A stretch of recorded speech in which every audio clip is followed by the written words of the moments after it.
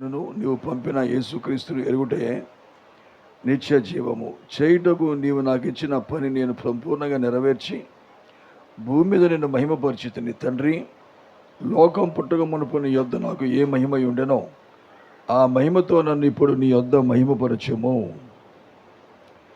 అలాగే ప్రకటన గ్రంథం చదువుదాం, 2వ అధ్యాయం.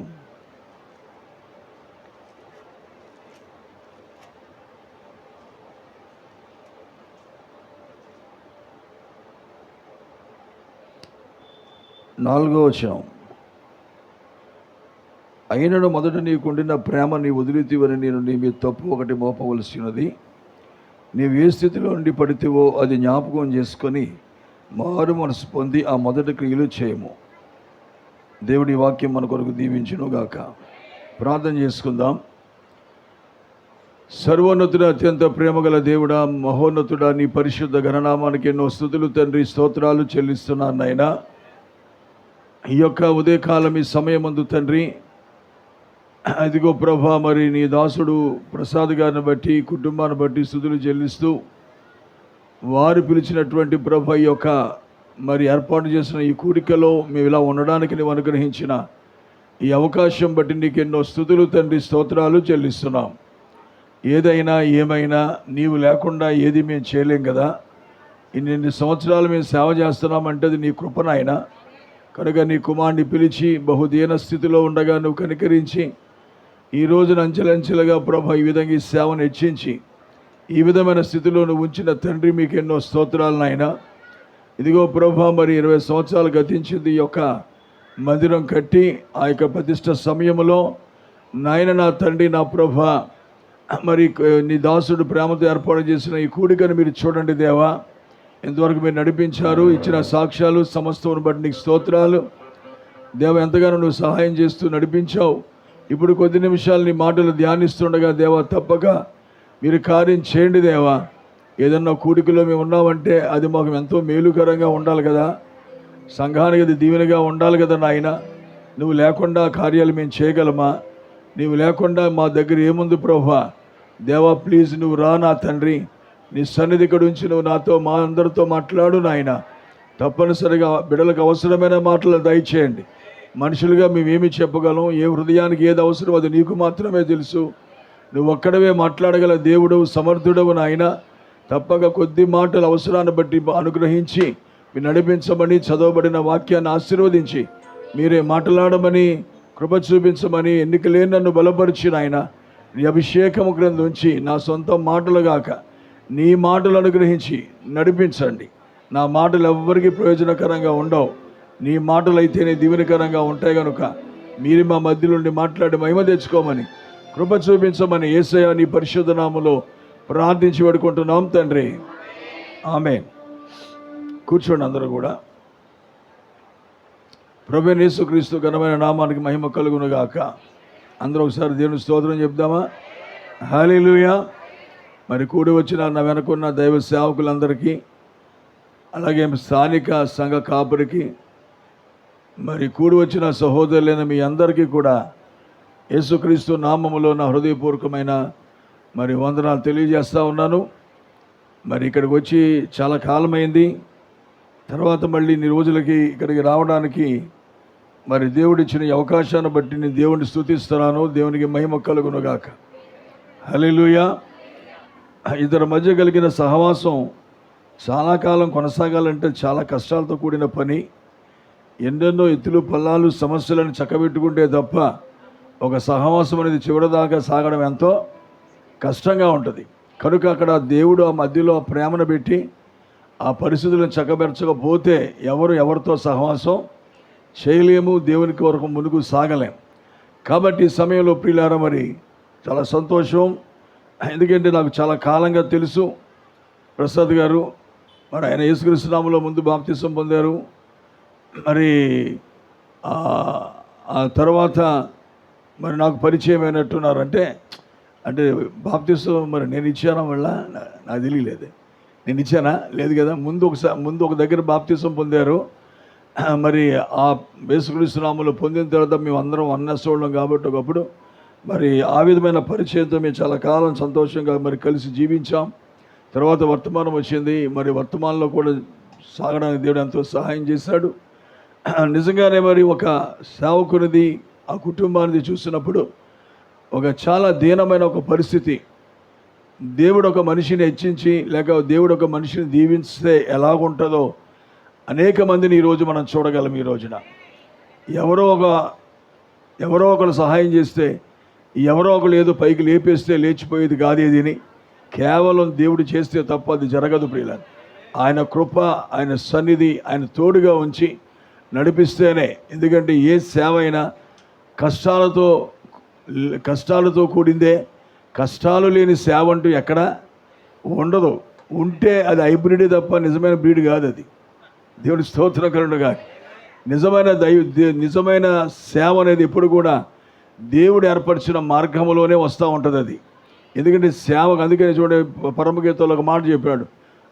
ఏమన్నారు ఆ మాట? ఏమన్నాడు? నా ప్రియుడా, నువ్వెక్కడ మందరం చెబుతున్నావు నాకు తెలియదే, ఎలా రావాలి నేను అక్కడికంటే మందల అడుగు జాడలను బట్టి వెళ్ళు అన్నాడు. దేన్ని బట్టి అండి? మన ముందు చాలా మందలు నడిచి వెళ్ళాయి. అపోస్తులు ఇలాంటి వాళ్ళందరూ చాలామంది, ఎంతోమంది మరి ప్రియులారా మరి నడుచుకుంటూ వెళ్ళారు. ఆ మందల జాడలే మన జాడలు. ఈ రోజున మనకంటూ క్రొత్త జాడలు ఏమీ లేవు. దేవుని స్తోత్రం. కనుక మరి సేవ అనేది కష్టాలతో కూడిందే. నేను అంటున్నాను, ఒక సేవకుడు ఒక సేవ చేయాలని దేవుడు నిర్ణయిస్తే ఎన్ని కష్టాలు వచ్చినా తట్టుకునే శక్తి కూడా ఆయనే ఇస్తాడు. హల్లెలూయా.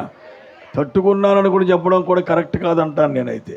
ఎందుకంటే తట్టుకునే ఆ శక్తి ఆయన ఇవ్వకపోతే తట్టుకోవడం ఎవరి వల్ల కూడా కాదు. అవి కష్టాలు కావచ్చు, ఇంకో లాంటి పరిస్థితులు కావచ్చు, ఏవైనా సరే. ఎందుకంటే ఒక మాట నేను చెప్తా, అంటే ఎక్స్పీరియన్స్తో చెప్తున్నాను. కొన్ని మాటలు వాక్యంలో చదువు లేకపోతే నేర్చుకొని కాదు, కానీ సేవకుడిని దేవుడు ఎందుకు కష్టాలు పెడతాడో తెలుసా? అలాంటి కష్టాలు పడేవాళ్ళు చాలామంది సంఘంలో ఉంటారు. అలాంటి వాళ్ళకి ఒక మార్గదర్శిగా ఉండి చక్కటి సలహాలు చెప్పాలంటే తప్పనిసరిగా సేవకుడికి ముందు ఏముండాలి? ఒక అనుభవం ఉండాలి. ఆ శ్రమల గుండా నడిచిన అనుభవం కానీ, ఆ నిందల గుండా నడిచిన అనుభవం కానీ, ఆ కష్టాల గుండా నడిచిన అనుభవం కానీ లేకుండా సేవకుడు పొడి మాటలతో సంఘానికి ఏమర్థమైనటువంటి సలహాలు చెప్పడం కష్టంగా ఉంటుంది. కాబట్టి అందుకనే మన ప్రవక్త కూడా నేర్పించాడు. ఫస్ట్గా ఏదన్నా వస్తే సైతాను ముందు ఎవడ కొడతాడు? సేవకుడినే కొడతాడు. ఆ తర్వాత సంఘం మీదకి వస్తాడు. కాబట్టి నేను చెప్తున్నా ప్రియులారా, ప్రతి ఇంటిలో ఏవో పరిస్థితులు ఉంటాయి, ప్రతి ఇంటిలోనూ సమస్యలు వస్తాయి. కనుక ప్రియ దేవుని బిడ్డలారా, వాక్యం అనేది అక్కడ ఉన్నంత వరకు కూడా ఎవరు ఎక్కడికి వెళ్ళాల్సిన అవసరం లేదు. దేవుడు ఆ సేవకుడిని, ఎందుకంటే మనం రకరకాల తీర్పులు తీరుస్తూ ఉంటాం.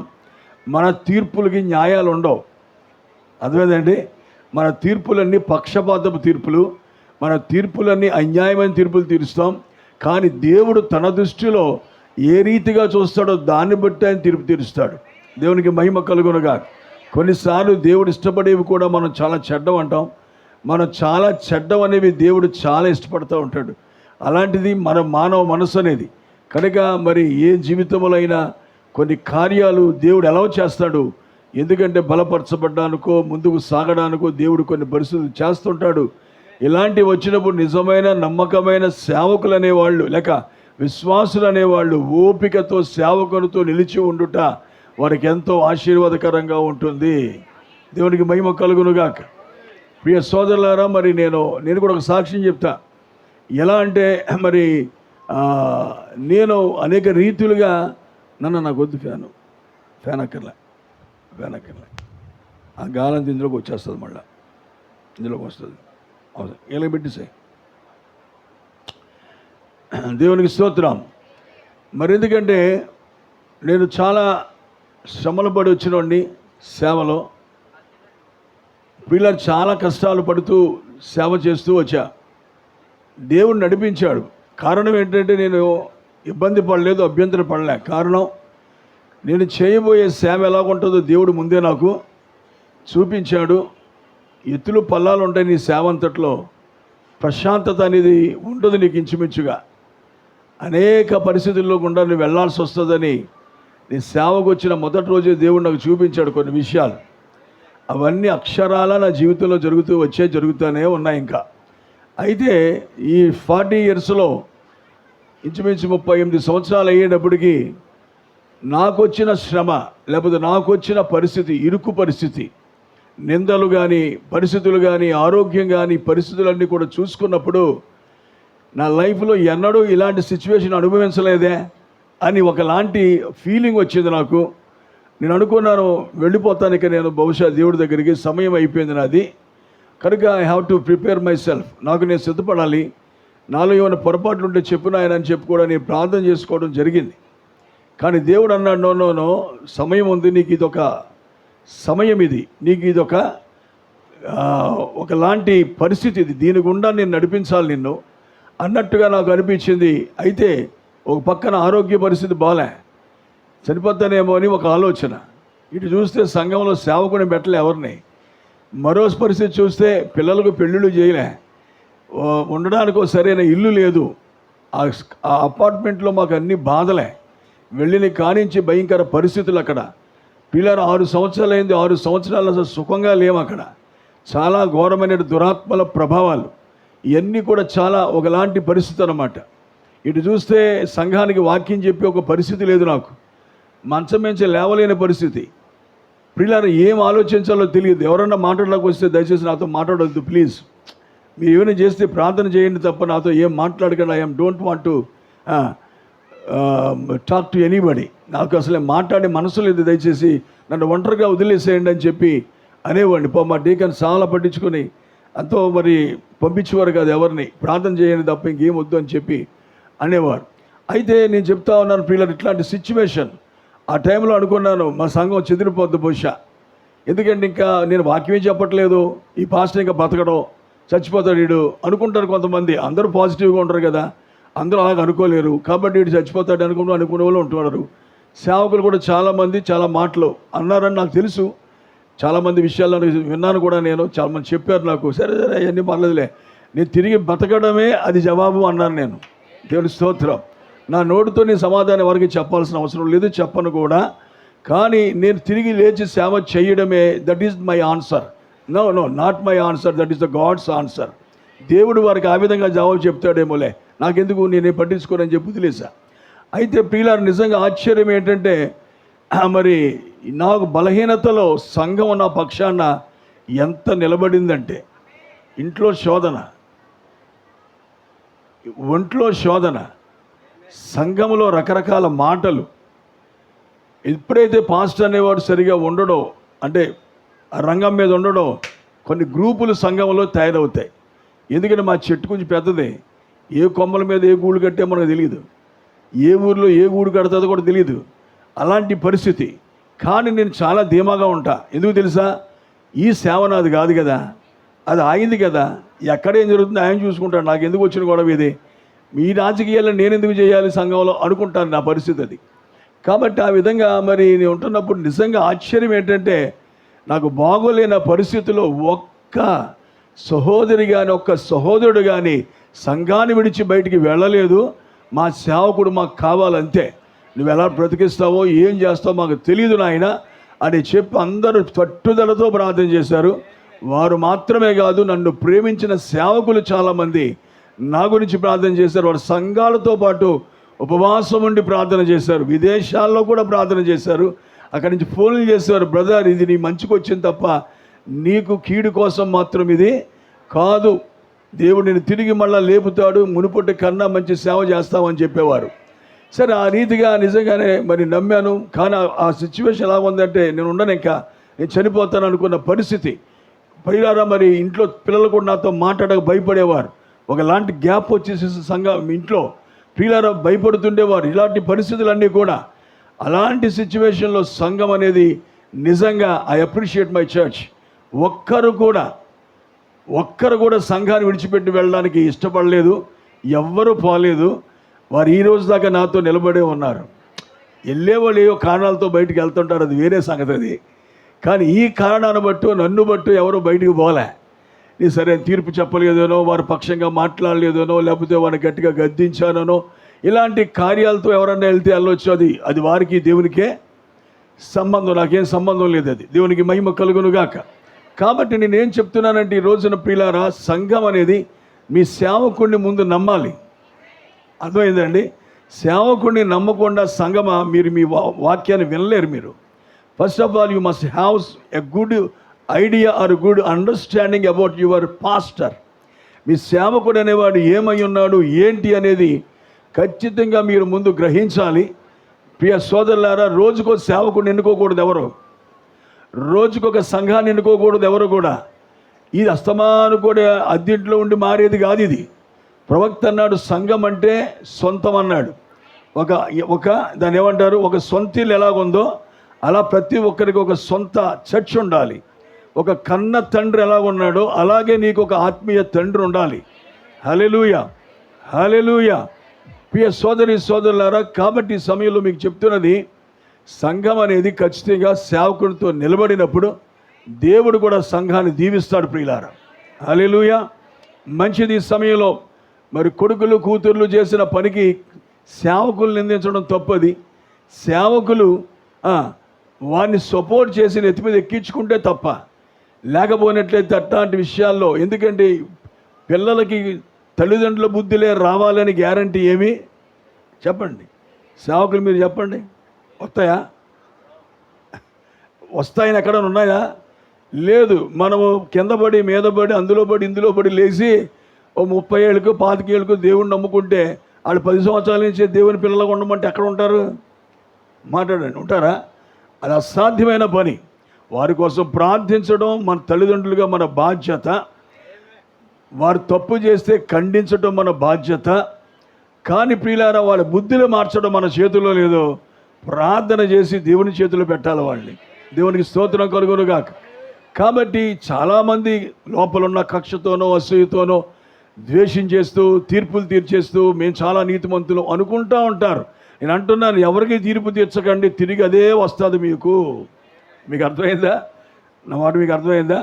మీకు ఎవరికన్నా మీరు తీర్పు తీర్చారంటే ఆ తీర్పు ఎక్కడికి పోదో తిరిగి మళ్ళీ నీ మీదకే వస్తుంది. అది నువ్వు తట్టుకోవడం చాలా కష్టంగా ఉంటుంది. దేవునికి మహిమ కలుగును గాక. కాబట్టి కనుక ఈ రోజున కొంచెం మాటలు చెప్పి నేను ముగిస్తా. ఎక్కువసేపు నేను చెప్పను. సోమవారం కూటం అంటేనే భయం నాకు. ఎందుకంటే ఆదివారం అరిసరిసి ఉంటాం, మళ్ళీ సోమవారం పొద్దుటే అంటే ఉన్న స్వరం కూడా పోద్ది. కానీ పాస్టర్ గారు రెండు నెలల ముందు 3 నెలల ముందు చెప్పాడు నాకు ఈ కూటం. సరే మరి తప్పదు, సోమవారం కదా అని అనుకున్నాను, కానీ మరి తప్పలేదు రావడం. మరి ఆయన ఎప్పటి నుంచో మరి మీరు రావాలి ఈ విషయంలో కూటం పెట్టాలంటే సరే వస్తానులే అని చెప్పి అనడం జరిగింది. దేవునికి మహిమ కలుగును గాక. సరే, ఈ సమయంలో ఇక్కడ మనం చూస్తున్న విషయం ఏంటంటే చాలా సింపుల్గా చెప్తా. ఎక్కువసేపు ఏం చెప్పను నేను. 12 అయిపోయింది, అప్పుడే 1 గంట వరకు చెప్పు, నేను ముగిస్తా. సారాంశం అర్థమైతే సరిపోద్ది అనుకుంటున్నా. ఇక్కడ ఏంటంటే ప్రియులారా, యేసుప్రభువు వారు ప్రార్థన చేస్తూ ఉన్నాడు. బైబిల్లో 3 పాయింట్లు చెప్తా. అంటే వాట్ ఈజ్ ద బైబిల్ అంటే 3 విషయాలండి. ఒకటి, దేవుడు చేసిన సృష్టి, ద క్రియేషన్ ఆఫ్ గాడ్.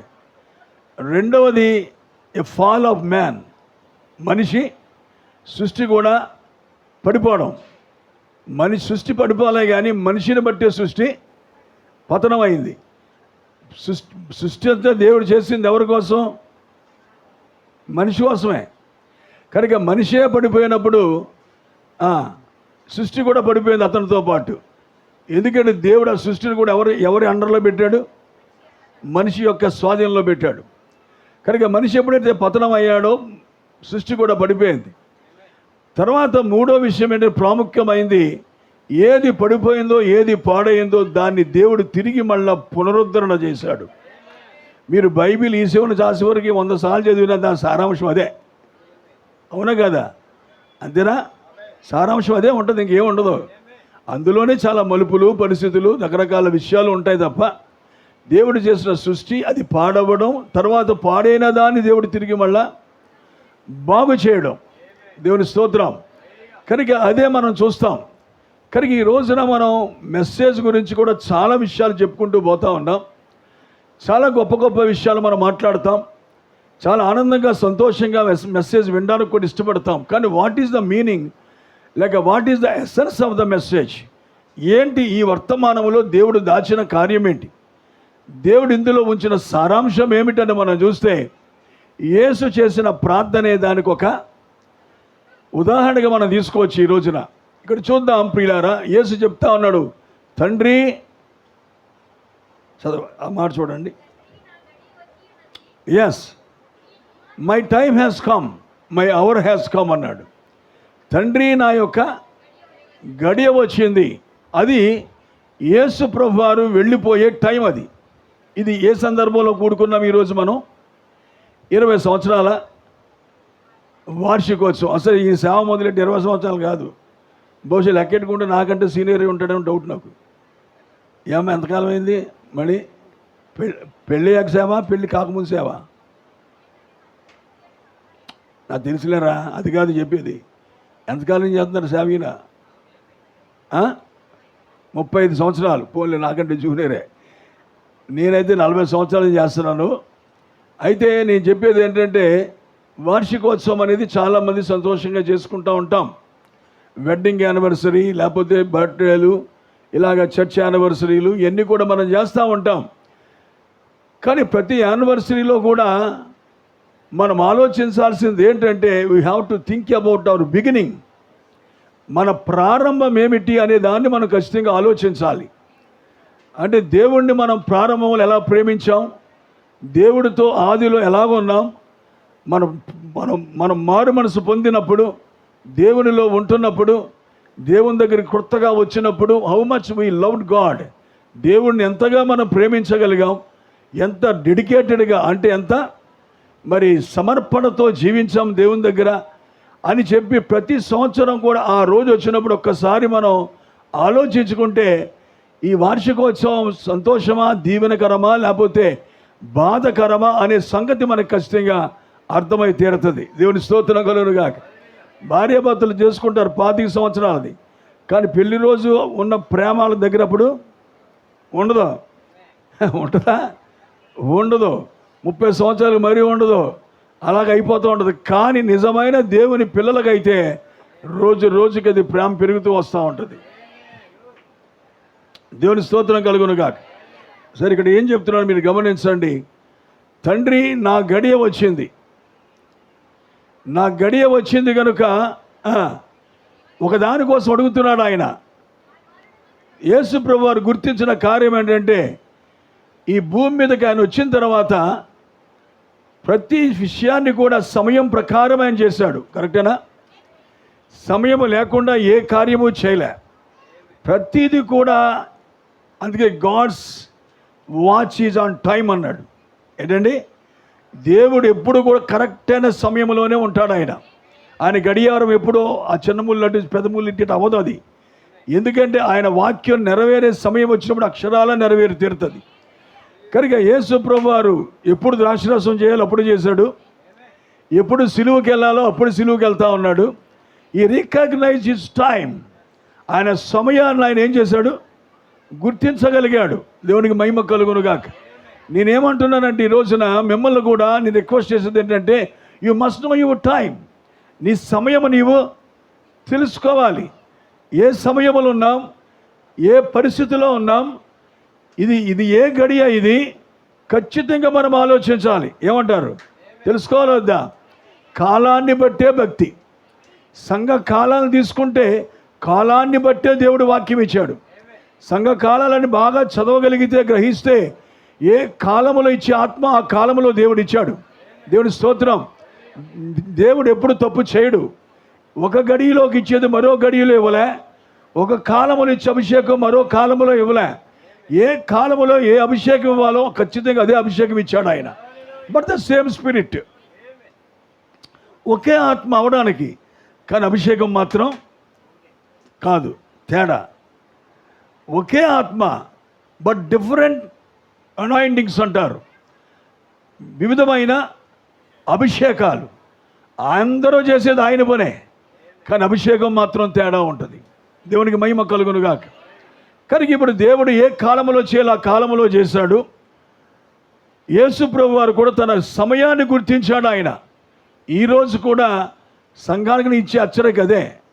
మన సమయాన్ని మనం గుర్తించాలి. ఈరోజు మనం రికగ్నైజ్ చేయకపోతే, గుర్తించకపోతే, ఈ కాలంలో జరగాల్సిన విషయాలన్నీ కూడా మనం దాటిపోతాం. అందుకే చెప్తున్నా, ఈ మధ్యకాలంలో కొత్త పోపు వచ్చాడు. నేను అడుగుతున్నాను, అమెరికా ఒక బ్రదర్తో నేను మాట్లాడా, do you believe this is the last pope అని. Do you think like that? ఇది ఈయన ఆఖరి పోపా అని అడిగా. ఎందుకంటే ఈ పోపు గురించి కూడా ప్రవక్త ప్రవచనంలో చెప్పాడు, కానీ ప్రవచనంగా చెప్పలే, వెరీ సింపుల్గా చెప్పాడు. ఆయన చాలా సామాన్యతలు చెప్పుకుంటూ పోయాడు. అసలు ఎప్పుడు చెప్పాడు తెలుసా? అతను కడుపులో పడినప్పుడు చెప్పాడు. దేవుడి స్తోత్రం. ఎవరండి? ఇప్పుడు వచ్చిన కొత్త పోపు కడుపులో పడినప్పుడే వెంటనే లేక జస్ట్ అలా పుట్టుంటాడు. ఆ టైంలో ప్రవక్త ఏం చేశాడు? ఈ వర్తమానాన్ని చెప్పాడు. ఏమని చూడండి ప్రియులారా, ఇదిగో అమెరికా నుంచి ఒక పోపు రాబోతున్నాడని. ఇంతవరకు కూడా అమెరికా నుంచి అసలు పోపులే రాలే. ఎందుకు పోపు కోసం మనం చెప్పుకుంటామంటే, ఖచ్చితంగా పోపు యొక్క గమనాలన్నీ కూడా బైబిల్కి సంబంధించి ఉన్నాయి. ఎవ్రీ యాంటీ ప్రాపసీ అంటే ప్రతి వ్యతిరేకమైన దేవునికి విరుద్ధమైన ప్రతి ప్రవచనాన్ని నెరవేర్చేవాడు ఎవడరా అంటే పోపు ద్వారానే వస్తుంది అది. ఎందుకంటే పోపు ఎవరో కాదు, కానీ is the representative of Satan అంటారు. అంటే సాతాను యొక్క ప్రతినిధి. దేవుని స్తోత్రం కలుగును గాక.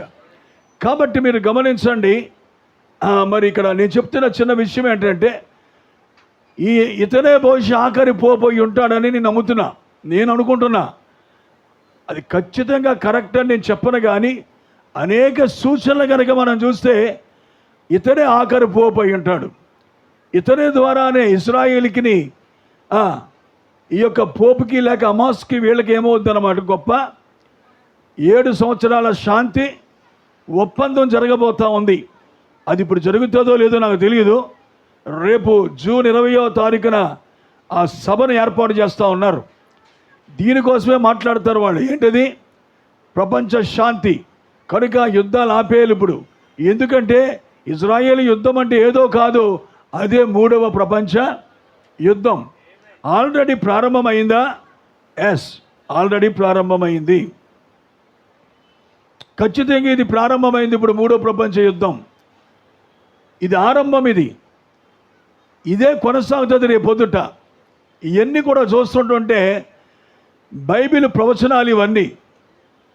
70వ సంవత్సరం దానియేలు 70వ వారం దగ్గరకు వస్తే ఇక అది కనుక స్టార్ట్ అయిందంటే నో మోర్ టైం, ఇక సమయమే లేదు. ఇక వధువు ఎత్తబడిపోతుంది, ఇజ్రాయెల్ రక్షించబడతారు. ఇక 3.5 సంవత్సరాల టైం ఉంటుంది. దేవుని స్తోత్రం. ఇవన్నీ ఆలోచించుకుంటే జరుగుతున్న కార్యాలు సంఘటనలన్నీ కూడా మనం చూస్తూ వస్తున్నప్పుడు అక్షరాల ఇది చివరి గడియ. అంటే నేను అంటున్నా, అకార్డింగ్ టు అవర్ మెసేజ్, మన యొక్క వర్తమానం ప్రకారంగా మనం గ్రహించగలిగితే this is the time of the bride. ఇది వధువు యొక్క చెప్పండి కాలము. అంటే వధువు కాలం అంటే అర్థం ఏంటి? మీరు చెప్పాలి నాకు. వధువు కాలం అంటే అర్థం ఏంటి? వధువు కాలం అంటే అర్థం ఏమిటో కాదు. వధువు ఎత్తబడే సమయము, అదే టైంలో ఆమె ఎత్తబడక ముందు ఒక ఒత్తిడి వస్తుంది. అదే సమయంలో వధువు రంగంపై వచ్చి నిలబడుతుంది. ఎస్తేరు తానెవరో ఎవరికీ తెలీదు. ఎవరికి? దేశంలో ఉన్న రాజుకు కూడా ఎస్తేరు కులం ఏంటో తెలీదు. దేవుని స్తోత్రం. మన పరిచయాలు ముందే కులంతో స్టార్ట్ అవుతాయి. కరెక్టేనా? మన పరిచయాల ముందు ఏంతో స్టార్ట్ అవుతాయి? ఈడు మనోడేనా కాదా, ఈడెవడో ఏంటి అని చెప్పి జాగ్రత్తగా కులంతో స్టార్ట్ అవుతాయి. కానీ ఎస్తేరు సమయం వచ్చేదాకా ఆమె ఎవరో తెలియదు ఎవరికి. సరిగ్గా టైం వచ్చింది. ఆ టైం వచ్చేటప్పటికి ఆమెకు దాచుకోవడానికి అవకాశం లేదు. ఇక ఈ రోజున వధువు ఎవరో ఎవరికి తెలియదు. దేవుని స్తోత్రం. అందరూ వధువే అనుకుంటున్నారు, వధువునే అనుకుంటున్నాం, కానీ కాదు. Some time will come, one day will come. ఒక రోజు వచ్చినప్పుడు దేవుడే ఈమె వధువు అని రుజువు చేసే సమయం వస్తూ ఉంది. We are not going to prove anybody as a bride. మనం ఎవరిని కూడా వధువు అని రుజువు చేయలేం.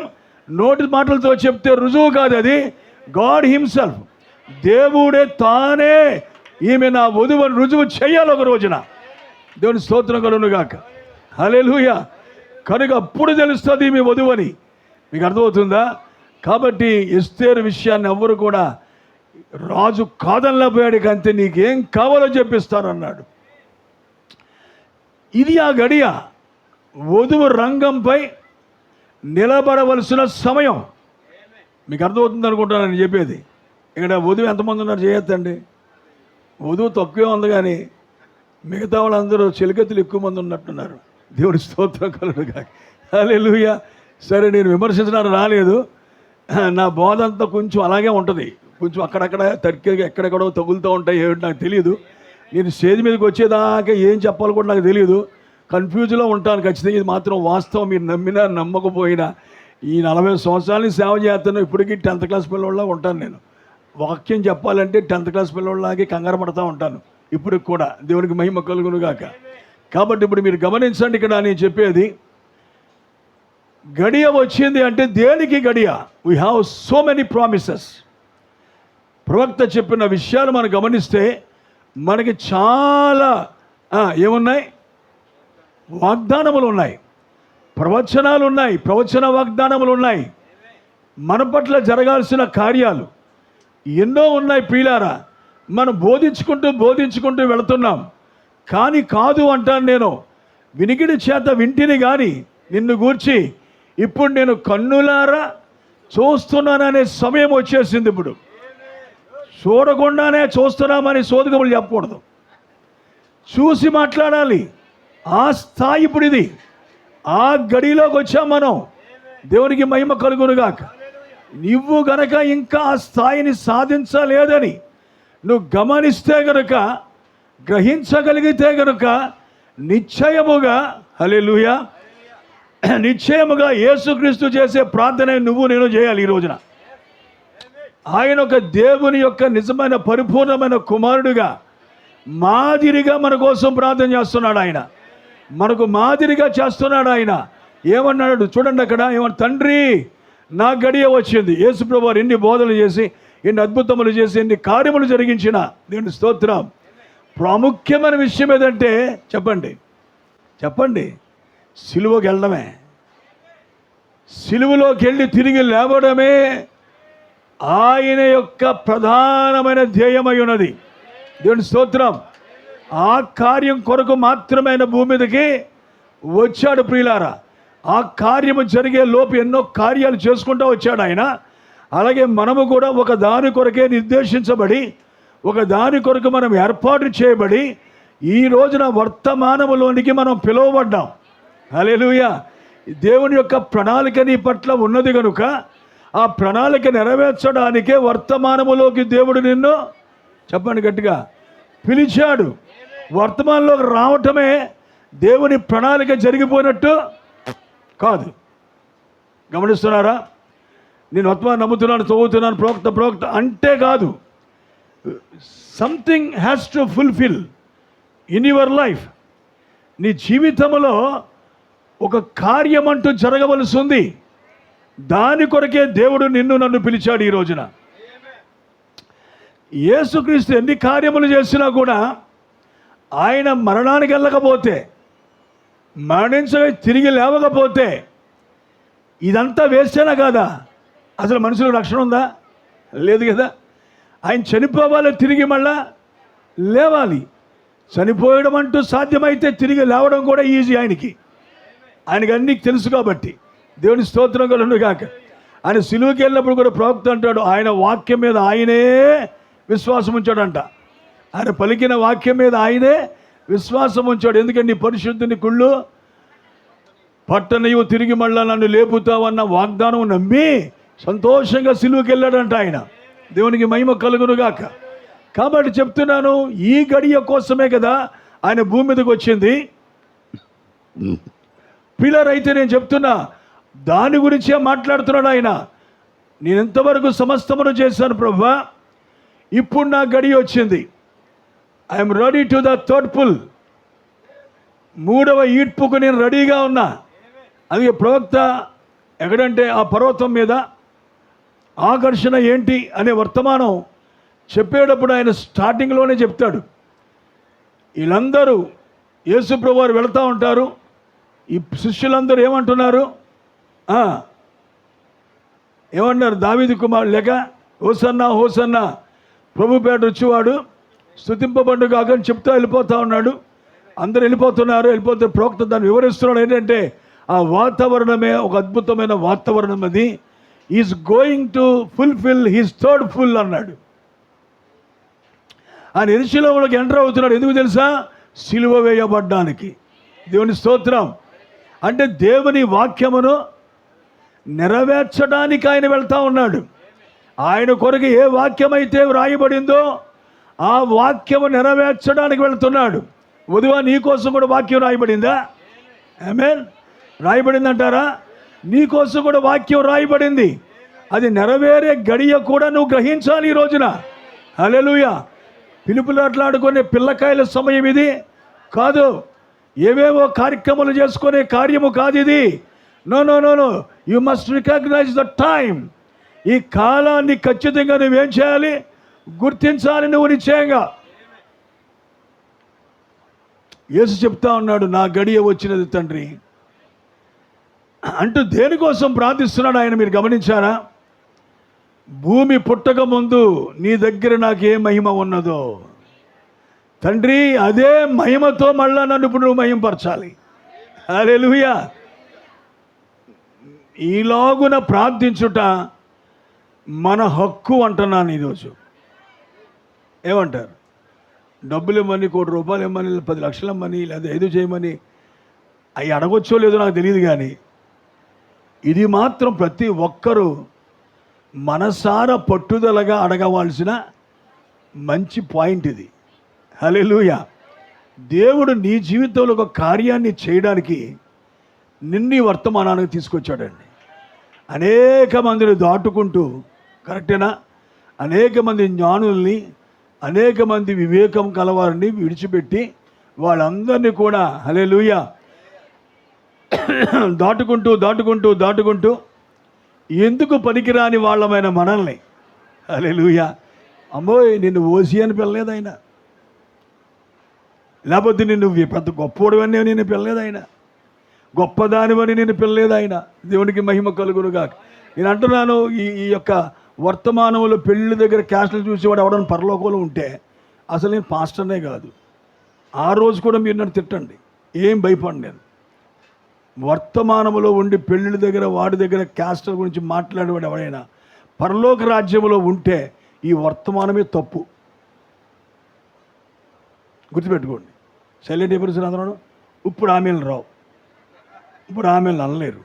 అబ్బే ఈ పాయింట్లు కరెక్ట్ కాదు పాస్టర్ గారు, నువ్వు వధువు, నువ్వు వెళ్ళిపోతున్నావు, పైకి ఎత్తబడిపోతున్నావు అని చెప్పు. మేము కూడా పైకి రేకు తగులుతాము లెగిసి. దేవుడి స్తోత్రం కలుగుగా. హల్లెలూయా. వాస్తవాలు ఎప్పుడు కూడా పచ్చి వెలక్కే గొంతులు పడినట్టు ఉంటాయి. అది మింగడం కష్టంగానే ఉంటుంది. దేవునికి మహిమ కలుగును గాక. సరే, ఇది నా బాణి.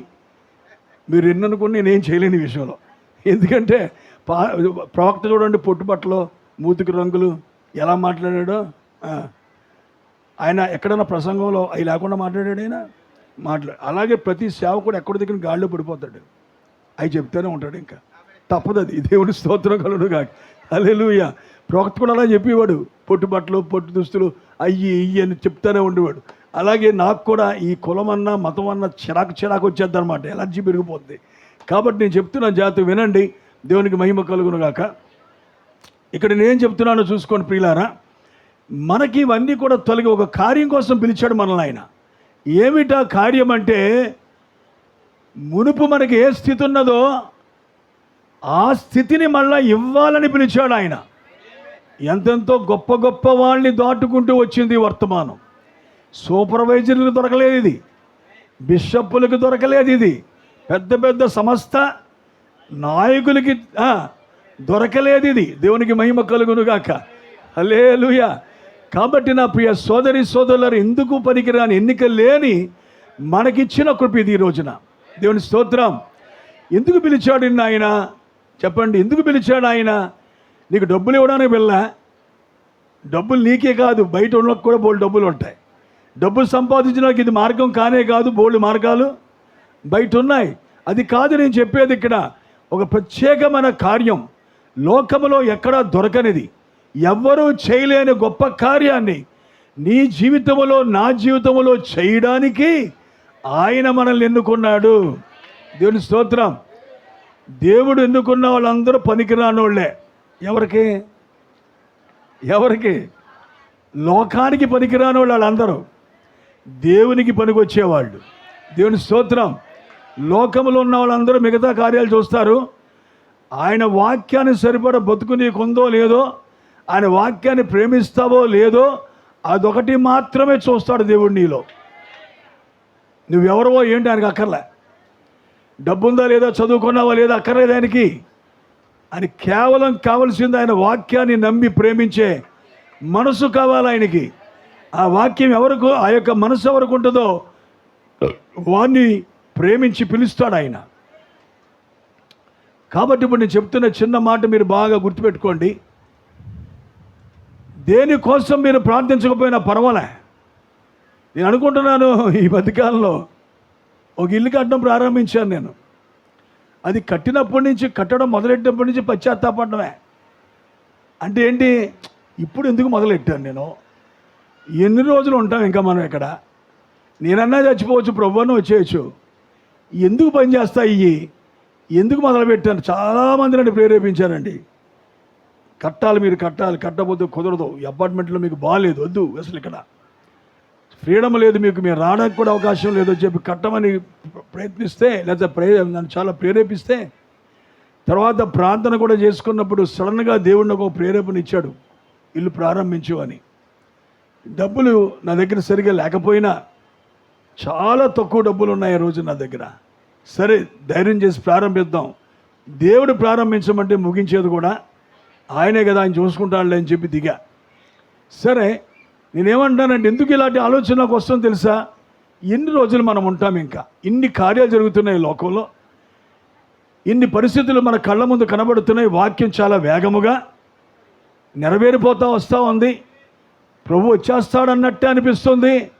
నిజమే, ప్రవక్త అన్నాడు, రేపు ఆయన వస్తుంటుంటే ఈరోజు పెళ్లి చేసుకుంటే చేసుకో అన్నాడు, లేదా ఈరోజు మొక్క నాటాలని నాటేయి, ఇల్లు కట్టాలనిపిస్తే కట్టేయి, దానికి దీనికి ఏ సంబంధం లేదన్నాడు. ఎందుకని ఆత్మసిద్ధమే కానీ శరీరం బలహీనం అన్నట్టు దీనికి దానికి సంబంధం ఉండదండి. ఈ కార్యాలు చేస్తూనే ఉంటాం, కానీ మన మనసు ఎప్పుడు కూడా దేవుని మీదను, ఆయన రాకడ మీదను, లేకపోతే ఎత్తబాటు మీదనే మన జీవితం ఉంటే ఎన్ని పనులు చేసుకున్నా నష్టం లేదు మనకి. దేవుని స్తోత్రం కలుగును గాక. హల్లెలూయా. కాబట్టి ఈ మధ్యాహ్నం వేళ మీకు చెప్తున్న చిన్న విషయం, ఒక అద్భుతమైన కార్యమును చేయడానికి దేవుడు మనల్ని పిలిచాడు అనేది. చెప్పండి మీరందరూ కూడా, దేనికోసం పిలిచాడు దేవుడు మిమ్మల్ని? గట్టిగా, మీలో ఏమి చేయడానికి పిలిచాడు? చూడండి, ఇక్కడ యేసు ప్రభువు అంటున్నాడే ఒక మాట, ఏమిటి? తండ్రి, భూమి పుట్టక మునుపు నీ యొద్ద నాకు ఏ మహిమ ఉండేనో తిరిగి మళ్ళా ఆ మహిమ నాకు కావాలి, ఆ మహిమతో నీవు నన్ను మహిమపరచాలి. దేవుని స్తోత్రం కలుగును గాక. కాబట్టి చూడండి ప్రియులారా, అది చాలా ఇంపార్టెంట్ అయిన విషయం. వర్తమానం వచ్చింది, వర్తమానం చదువుతున్నాం మనం, ప్రసంగాలు కూడా అద్భుతంగా ఉంటున్నాయి, చాలా ఆనందిస్తున్నాం, వాక్యంలో సంతోషిస్తున్నాం, మంచిదే. కానీ నువ్వు చెప్పగలవా విషయంలో నేను దాన్ని రీచ్ అయ్యాను, లేక దాన్ని నేను ఆ స్థితిని నేను చేరుకోగలిగాను అని చెప్పే ఒక ధైర్యం మనకుందా? అందుకని అన్నాను, సంఘం యొక్క వార్షికోత్సవం చేసేటప్పుడు, లేక చర్చ్ యానివర్సరీ అనే దాన్ని మనం చేస్తున్నప్పుడు మనం ఆలోచించాల్సింది ఒక ప్రత్యేకమైన విషయం ఉందండి. సంఘం ప్రారంభించినప్పుడు ఎట్టుంది, ఇప్పుడు ఎలాగుంది అనే విషయాన్ని ఖచ్చితంగా మనం ఆలోచించాలి. జనం ఎక్కువ వచ్చారు, మ్యాటరే కాదు. సైకిల్ మీద తిరిగిన వాళ్ళకి కార్లు వచ్చాయి, అది కూడా మ్యాటర్ కాదు. అవి ఏమీ లెక్క కానే కాదు. దేవుని స్తోత్రం కలుగును గాక. అవి దీవెనలకు సూచనలు అన్న సంగతి మనం ఎన్నడూ లెక్క వేయం వాటిని. అది దీవెన కాదు. ఆ దీవెన మనకే ఉంది, బయట వాళ్ళకి కూడా ఉంది. దేవుడు తన బిడ్డలను అడుగు తినేవాళ్ళుగా మాత్రం చేయడు. ఖచ్చితంగా సమృద్ధిని దేవుడు ఇస్తాడు. ఎప్పటికైనా దేవుడు ఎప్పుడు అడుగు తినేలా ఉంచడు ఎవరిని. దేవునికి మహిమ కలుగునుగాక. అయితే ఎన్ని దీవించబడ్డాం కరెక్టే. ఒకప్పుడు సైకిలే దిక్కన్నట్టు సైకిల్ మీద తిరిగిన నేను ఈ రోజున సైకిల్ కాదు కదా, బండి మీద తిరిగే అవకాశం కూడా నాకు లేకుండా పోయింది. ఇప్పుడేమో తెల్లారు లేస్తే కారు మీద తిరగాల్సి వస్తుంది పరిస్థితి. ఇదంతా దీవెన అనుకుంటే నేను అన్నీ పొందుకున్నట్టే. హల్లెలూయా. ఇదంతా ఆశీర్వాదం అనుకుంటే నేను ఇంకేం దేనికోసం ఎదురు చూడాల్సిన అవసరం లేదుగా. అది కాదు ప్రియ సోదరి సోదరులారా, దేవుడు ఎన్ని ఇవ్వడానికి మనల్ని పిలవలేదు. ఇవి మనకి గొప్ప కాదు, దేవునికి కూడా గొప్ప కాదు. నీలో చెయ్యాల్సిన ఒక కార్యం ఉంది ఆయనకి. దేవుని స్తోత్రం. నీ అంతరంగంలో నీ జీవితంలో చేయవలసిన ఒక గొప్ప కార్యము ఉంది. దాని కొరకే దేవుడిని పిలిచాడు ఇక్కడికి.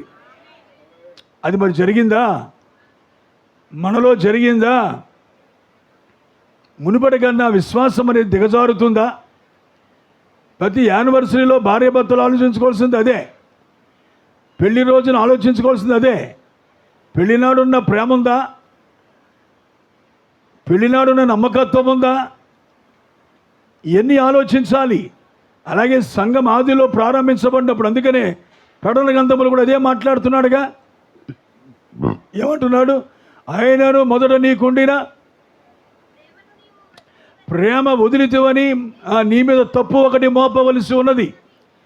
చూడండి, ఇక్కడ ఆ సంఘంతో దేవుడు మాట్లాడుతూ ఆ సంఘం పూర్తిగా చచ్చిపోయింది అంటలేదు ఆయన. నీలో ఇంకను జీవం ఉన్నది. సంఘకాలముల కోసం మాట్లాడేటప్పుడు సంఘకాలాల్లో ప్రవక్త చెప్పిన మాట మీకు చెప్తా ఉన్నా. నీలో ఇంకా జీవం ఉన్నది, కానీ మొదటిగా ఉన్నట్టుగా లేదు. లేదా మొదటి ప్రేమ నీలో లేదు. దేవునికి మహిమ కలుగునుగాక.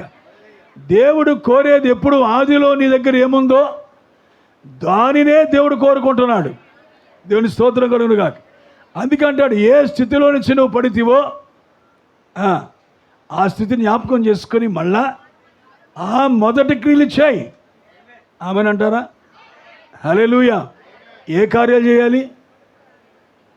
రూతు కోసం మనందరం చెప్పుకుంటాం. రూతు వధువు అయి ఉన్నది, మనమే వధువు అంటాం. కానీ రూతు కార్యాలు రోజు రోజుకి దిగజారాయా? లేదు. రూతు కోసం పోయే దేవుని సాక్ష్యం ఇచ్చాడు.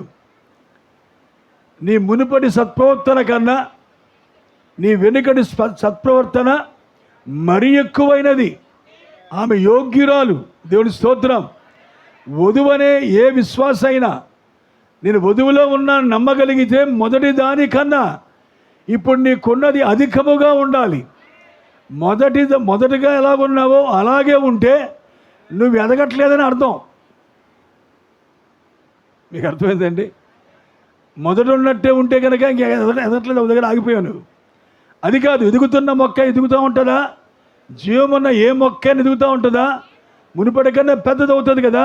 దేవునికి మహిమ కలుగునుగాక. అలాగే వధువు కూడా ఏం చేయాలి? ఇప్పుడు మునుపటి కన్నా మంచిగా ఉండవలసిన కాలం ఇది. హల్లెలూయా. ఒకటి రెండు విషయాలు చెప్తాను, ముగిస్తా. చూడండి, ఎందుకంటే టార్గెట్ మర్చిపోయి మనం పరిగెత్తకూడదు. గురి మర్చిపోయిన యుద్ధం మనకి వద్దు. గురి మర్చిపోయిన పోరాటం వద్దు. వర్తమానం వర్తమానం వర్తమానం అని పుస్తకాలు చదివి ఆనందించి ప్రార్థన చేసి అక్కడితో ఆగిపోతే ఏంటి ప్రయోజనం మనకి? దేవుని కార్యం ఏది మనలో జరగాలో అది ఖచ్చితంగా మనలో జరిగి తీరాలి. హల్లెలూయా. కనుక నీకు చెప్తున్న మాట ఏంటంటే, యేసుప్రభువు వారు చేసిన ప్రార్థనలోని అర్థం, మునుపు నాకు ఏ మహిమ ఉండెనో నీ యొద్ద ఏ మహిమ నాకు ఇచ్చావో ఆ మహిమే మళ్ళా ఇప్పుడు నాకు కావాలి. ఆ మహిమతో నన్ను మహిమపరచు. గడియ వచ్చినది. హల్లెలూయా. వధువ నువ్వెవరో రుజువు చేసుకునే ఒక గడియ వచ్చింది, ఒక సమయం వచ్చింది. దేవుని స్తోత్రం కలుగునుగాక. ఇంతకాలం ప్రవక్త వచ్చినప్పటి నుంచి ఈ రోజు దాకా పుస్తకాలు చదివిన వాళ్ళు, బోధించిన వాళ్ళు ఒక ఎత్తు అయితే, ఎత్తబడే సమయం వచ్చినప్పుడు ఉన్న గుంపు ఉందే, ఈ గుంపు చాలా ప్రత్యేకమైనది. దేవుని స్తోత్రం. ఈ గుంపు చాలా ప్రత్యేకమైనది. ఎందుకంటే ఈమెకి ఇచ్చిన వాగ్దానం చాలా గొప్పది. మరణము చూడకుండా వెళ్ళే గుంపు. దేవుని స్తోత్రం. రూపాంతర పరిచే శక్తి ఉండే గుంపు. హల్లెలూయా. ప్రియ సోదరులారా, దేవుని లాంటి ఆ స్వరూపము, మనస్సు ఖచ్చితంగా ఈ కాలంలో ఉన్న ప్రజలకు వచ్చి తీరాలి. ఇప్పుడు చూడండి ఒక మాట, ఆదిలో మన స్థితి ఇదేనా చెప్పండి? ప్రారంభంలో మనిషిలాగే ఉన్నాడా?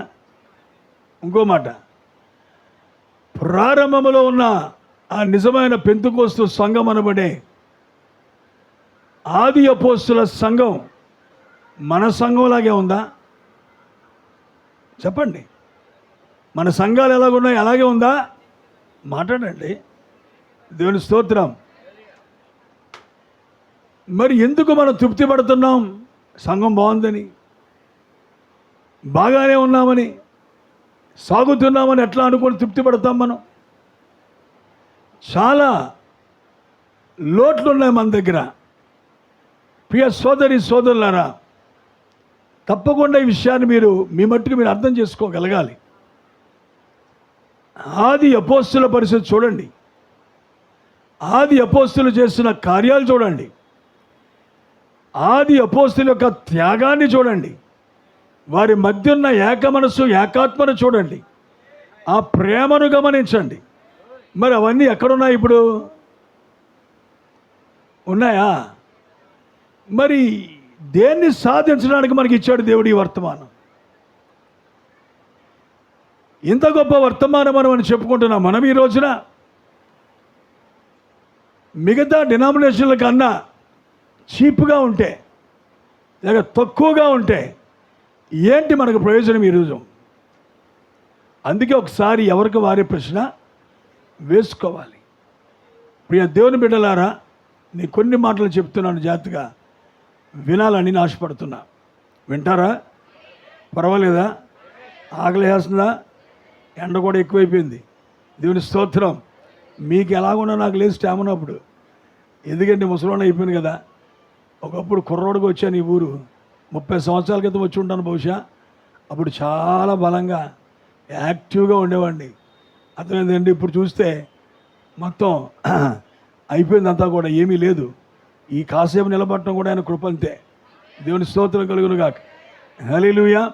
ఇప్పుడు గమనించండి ప్రియులారు, ఇక్కడ తండ్రి ముందు నాకు ఎలాంటి మహిమ ఉందో అలాంటి మహిమ. ఇప్పుడు ఇందులో చెప్పే మెయిన్ పాయింట్ ఏంటంటే, మీకు ఇప్పుడు నువ్వు ఎలాంటి ప్రార్థన చేయాలో ఈ గడియను నువ్వు గుర్తించాలి. నువ్వు దేనికోసం నువ్వు ప్రార్థన చేయాలి, దేవుడు దేని కొరకు పిలిచాడో దాని కొరకే ఇప్పుడు నువ్వు ప్రార్థన చేయాలి.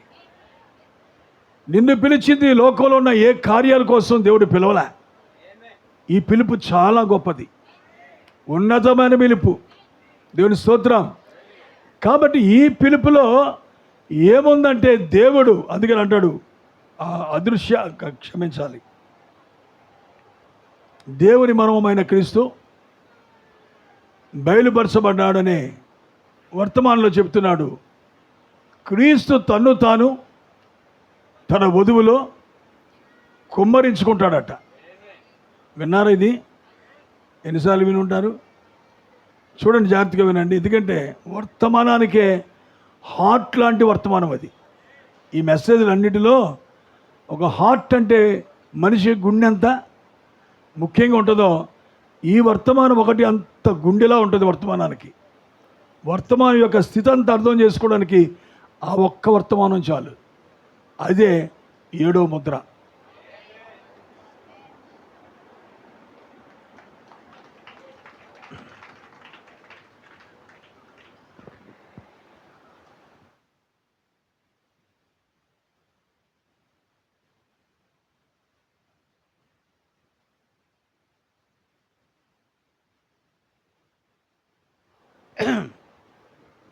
ఏడో ముద్ర సరిగా అర్థం కాకపోతే ఈ పుస్తకం చదవండి, సరిపోద్ది, మీకు 7వ ముద్ర అర్థమవుతుంది. అంత చక్కగా ప్రవర్త అనేక విషయాలు అందులో చెప్పాడండి. 7 తెలుసా? ముందుగా చూస్తే దేవుడు తన్ను తాను క్రీస్తులో కుమ్మరించుకున్నాడు. ఇప్పుడు తన్ను తాను క్రీస్తు ఇప్పుడు ఎవరిలో కుమ్మరించుకోవాలి? తన వధువులో కుమ్మరించుకుంటాడు అన్నాడు. మరి కుమ్మరించుకున్నాడా? మాటలేనా? కుమ్మరించుకున్న సూచనలు ఏమైనా కనబడుతున్నాయి మనలో? దేవుడే నిజంగా తన్ను తాను మనలో కుమ్మరించుకుంటే ఎలా ఉంటామా? ఇలా ఉండం. మనం ఆయనలాగే ఉంటాం.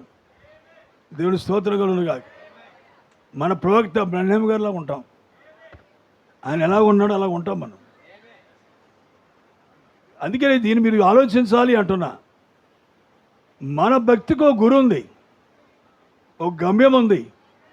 ఒకదానిని పొందడానికి మనం వచ్చాం. సరే, ఇప్పుడు ఇంకో 2 మాటలు చెప్తా చూడండి. ఎలాగంటే రోమపత్రిక 8వ అధ్యాయంలో 29లో ఏమన్నాడంటే, దేవుడు ఎవరిని ముందుగా ఎరిగనో వారిని తన కుమారునితో సారూప్యం గలవారవటానికి వారిని ముందుగా నిర్ణయించాను. అందరూ గట్టిగా ఆమె చెప్పండి. హల్లెలూయా.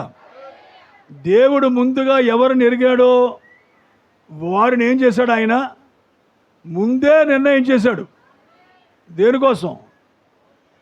తన కుమారుడైన యేసుక్రీస్తు యొక్క సారూప్యములోనికి రావటానికి. దేనికోసం అండి? మాట్లాడాలి. మనమందరూ ఎలా ఉండడానికి నిర్ణయించాడు ఆయన? గట్టిగా. కేవలం క్రీస్తు యొక్క స్వరూపంలో రావడానికే నిర్ణయించాడు ఆయన. మళ్ళీ ఎవరి స్వరూపం వద్దు ఆయనకి. పాస్టర్ గారి స్వరూపంలోకి రాకూడదు మీరు. అర్థమైందండి? ఎవడో పెద్దోడు ఉన్నాడని ఆడ రూపంలోకి రాకూడదు. ఎవరినో ఫాలో అవ్వకూడదు. నో ఇంపర్షనేషన్, అనుకరణ అనేది ఉండడానికి వీలు లేదు. దేవుని స్తోత్రం కలుగును గాక. అచ్చం ప్రతి ఒక్కరు ఎలా ఉండాలంట? యేసు క్రీస్తులా ఉండడానికే ఆయన మనల్ని జగత్తు పునాది వేయబడక మునిపే క్రీస్తులో మనల్ని ఏర్పరచుకున్నాడు ఆయన. దేవుని స్తోత్రం కలుగును గాక. హల్లెలూయా. ఇక్కడ ఇంకో మాట కూడా చెప్తా. అదేంటంటే, మనం ఎందుకు మన తండ్రిలా ఉంటాం? చెప్పండి. ఎందుకు మన తండ్రిలా మనం ఉంటాం? లేక ఎందుకు మన అమ్మలా ఉంటాం? మనం వాళ్ళకి జన్మించినంత మాత్రాన్ని కాదు, వాళ్ళ రక్తము, వాళ్ళ జీన్స్ మనలో ఉంటాయి కాబట్టి వారి లాంటి ముఖాలు వస్తాయి, వారి లాంటి పోలికలు వస్తాయా? ఇప్పుడు నువ్వు కూడా క్రీస్తులా ఉండాలంటే మరి క్రీస్తు యొక్క జీన్స్ కూడా నీలోకి రావాలి కదా. క్రీస్తు రక్తం నీలోకి రావాలి కదా. ఆ రక్తం ఏంటి ఈ రోజున? గట్టిగా, ఆ రక్తం వాక్యం. మరో మాట చెప్పండి. ఆ రక్తం వాక్యం మాత్రమే కాదు, పరిశుద్ధాత్మయే ఆ రక్తమై ఉన్నది. దేవుని స్తోత్రం. The Holy Spirit is the blood of Jesus Christ. ఎందుకంటే ఆయన సిలువలో మరణించినప్పుడు ప్రతి రక్త కణము పగిలి ఆ రక్త కణములోంచి వచ్చిన జీవమే ఆత్మగా నీ మీదకి నా మీదకి వస్తూ ఉంది. దేవుని స్తోత్రం కలుగును కాదు. ఇప్పుడు రక్తం అంటే రక్తం ఎక్కడ ఉంది? ఎండిపోయింది రక్తం. యేసు రక్తం కణాలని చచ్చిపోయినాయి, అక్కడ అయిపోయినాయి. అది కాదు ఇప్పుడు ఆ అసలైనది ఏదిరా అంటే ఈ పరిశుద్ధాత్మే. అందుకే అంటాడు, మీరు బాగా వినండి, బాగా గ్రహించండి. ఇప్పుడు ఆ సబ్జెక్ట్ అది కాదు, కానీ ఇక్కడ నేను చిన్న మాట చెప్తా. వాక్యం అంటే వాక్యం కాదటండి. వాక్యం ఒక విత్తనం. ఆ విత్తనాన్ని పగలగొడితే వచ్చేది ఏంటి? జీవం. ఆ జీవమే పరిశుద్ధాత్మ అంట. మీరు వర్తమానం చదవండి, బాగా అర్థమవుద్ది. వర్తమానం చదవండి, మంచిగా అర్థమవుతుంది. అది వాక్యమే ఆత్మ. దేవుని స్తోత్రం. వాక్యానికి అంత పవర్ ఎందుకు? ఆత్మ అందులో ఉంది కాబట్టి, ఆత్మ అందులో నివసిస్తుంది కనుక. కాబట్టి వాక్యం ఎందుకంత జీవంగా ఉంటుంది? పరిశుద్ధాత్మయే వాక్యాన్ని జీవింపజేస్తూ ఉంది. యేసు అనే శరీరాన్ని సమాధిలో ఉండగా జీవింపజేసింది ఎవరు? అక్కడ ఆయన ఆత్మే కదా. ఆయన ఆత్మ వచ్చి మళ్ళీ లేపింది ఆయన్ని. దేవునికి మహిమ కలుగును కాదు.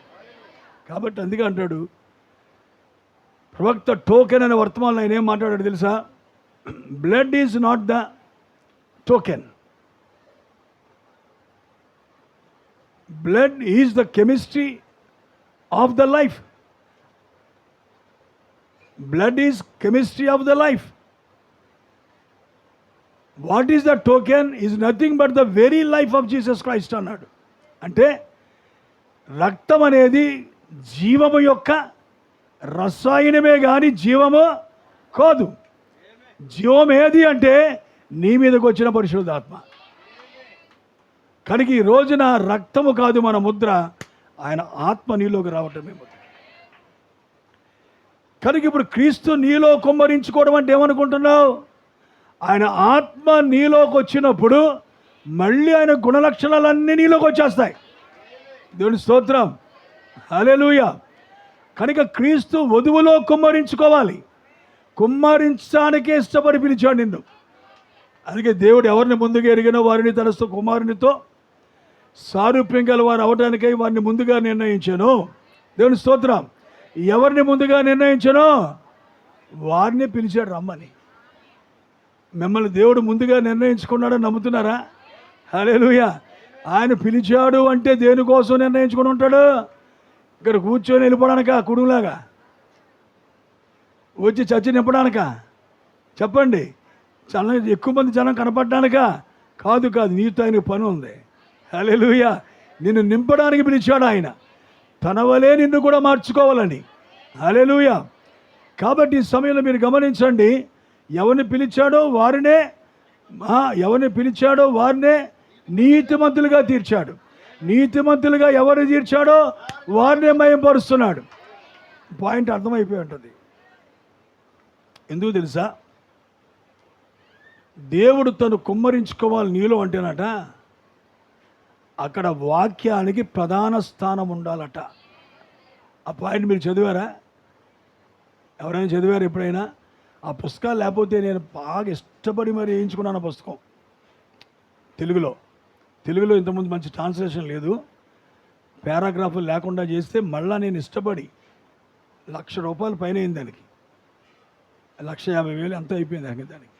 ఎందుకంటే ఇది అందరికి కావాలి పుస్తకం, బ్రదర్ వేయండి అని చెప్పి నేను ఇష్టపడి వేయించుకున్నాను ఆ పుస్తకం. ఆ యొక్క బుక్ మీరు చదివితే ఒక్కటి కాదండి, అందులో ఏ పారాగ్రాఫ్ తీసి పక్కన ఎట్టలేరు. అంత గొప్ప విషయాలు చెప్పాడు ప్రవక్త. అందరూ దేవునికి మహిమ కలుగునుగా. హల్లెలూయా. కనుక నేను చెప్తున్నా, ఈ సమయంలో తన్ను తాను దేవుడు నీలో కుమ్మరించుకోవాలని పిలిచాడు. ఆయన పిలిచిన తర్వాత నిన్నేం చేస్తున్నాడు? ఆయన నీతిమంతుడిగా చేస్తున్నాడు. మీకు అర్థమైందా మాట? ఇప్పుడు నేను నీతిమంతుడిగా చేసేది ఏంటి? ఈ కాలపు వాక్యమే. హల్లెలూయా. ఈ కాలపు వాక్యమే నిన్నేం చేస్తుంది? రోజు రోజుకి ఏం చేస్తుంది? నీలో లోపాలన్నీ కడుగుతూ వస్తూ ఉంది. ఎందుకు కడుగుతుంది అలాగ? నీవు వాక్యమునకే ప్రథమ స్థానం ఇచ్చేదాకా కడుగుతూనే ఉంటుంది. అప్పుడు ఆయన తన్ను తాను నీలో కుమ్మరించుకుంటాడు. అంతవరకు ఆ పని జరగదు. మీకు అర్థమైందా? అంతవరకు ఆ పని జరగదు. అసలు దేవుడిని పిలిచిందే ఆ పని కొరకు. దాని కొరకే దేవుడిని పిలిచాడు. అయితే పని జరగకుండానే వర్తమానం వచ్చింది, అత్తపడిపోతాం మేమందరం అని ఎట్లా అనుకొని మనం మోసపుచ్చుకుందాం? ఒక చేంజ్ ఉంటుంది మనలో, ఒక మార్పు వస్తుంది మనలో ఖచ్చితంగా.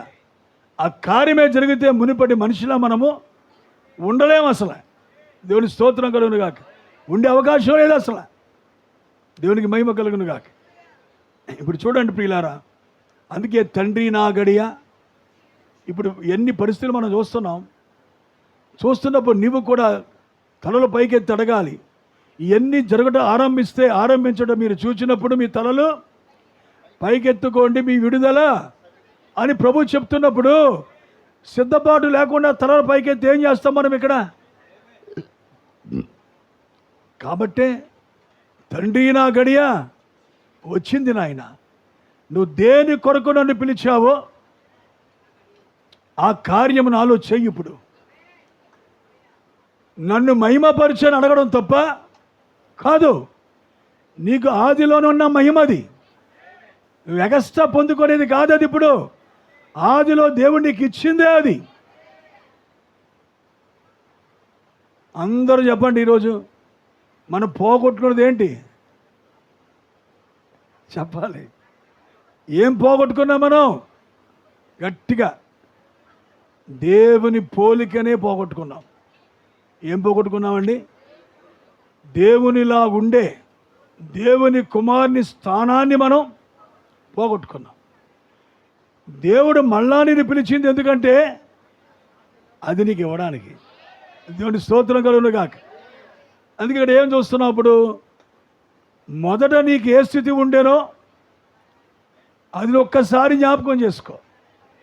లేక నువ్వు ఎక్కడి నుంచి పడితేవో దానిని ఒక్కసారి జ్ఞాపకం చేసుకో. ఎందుకంటే దినములు గడిచే కొలది అన్నీ పాత అయిపోతూ ఉంటాయి. కరెక్టేనా కాదా? మాట్లాడండి. నేను మీకోసం మాట్లాడలే, నా గురించి కూడా మాట్లాడుకుంటున్నా.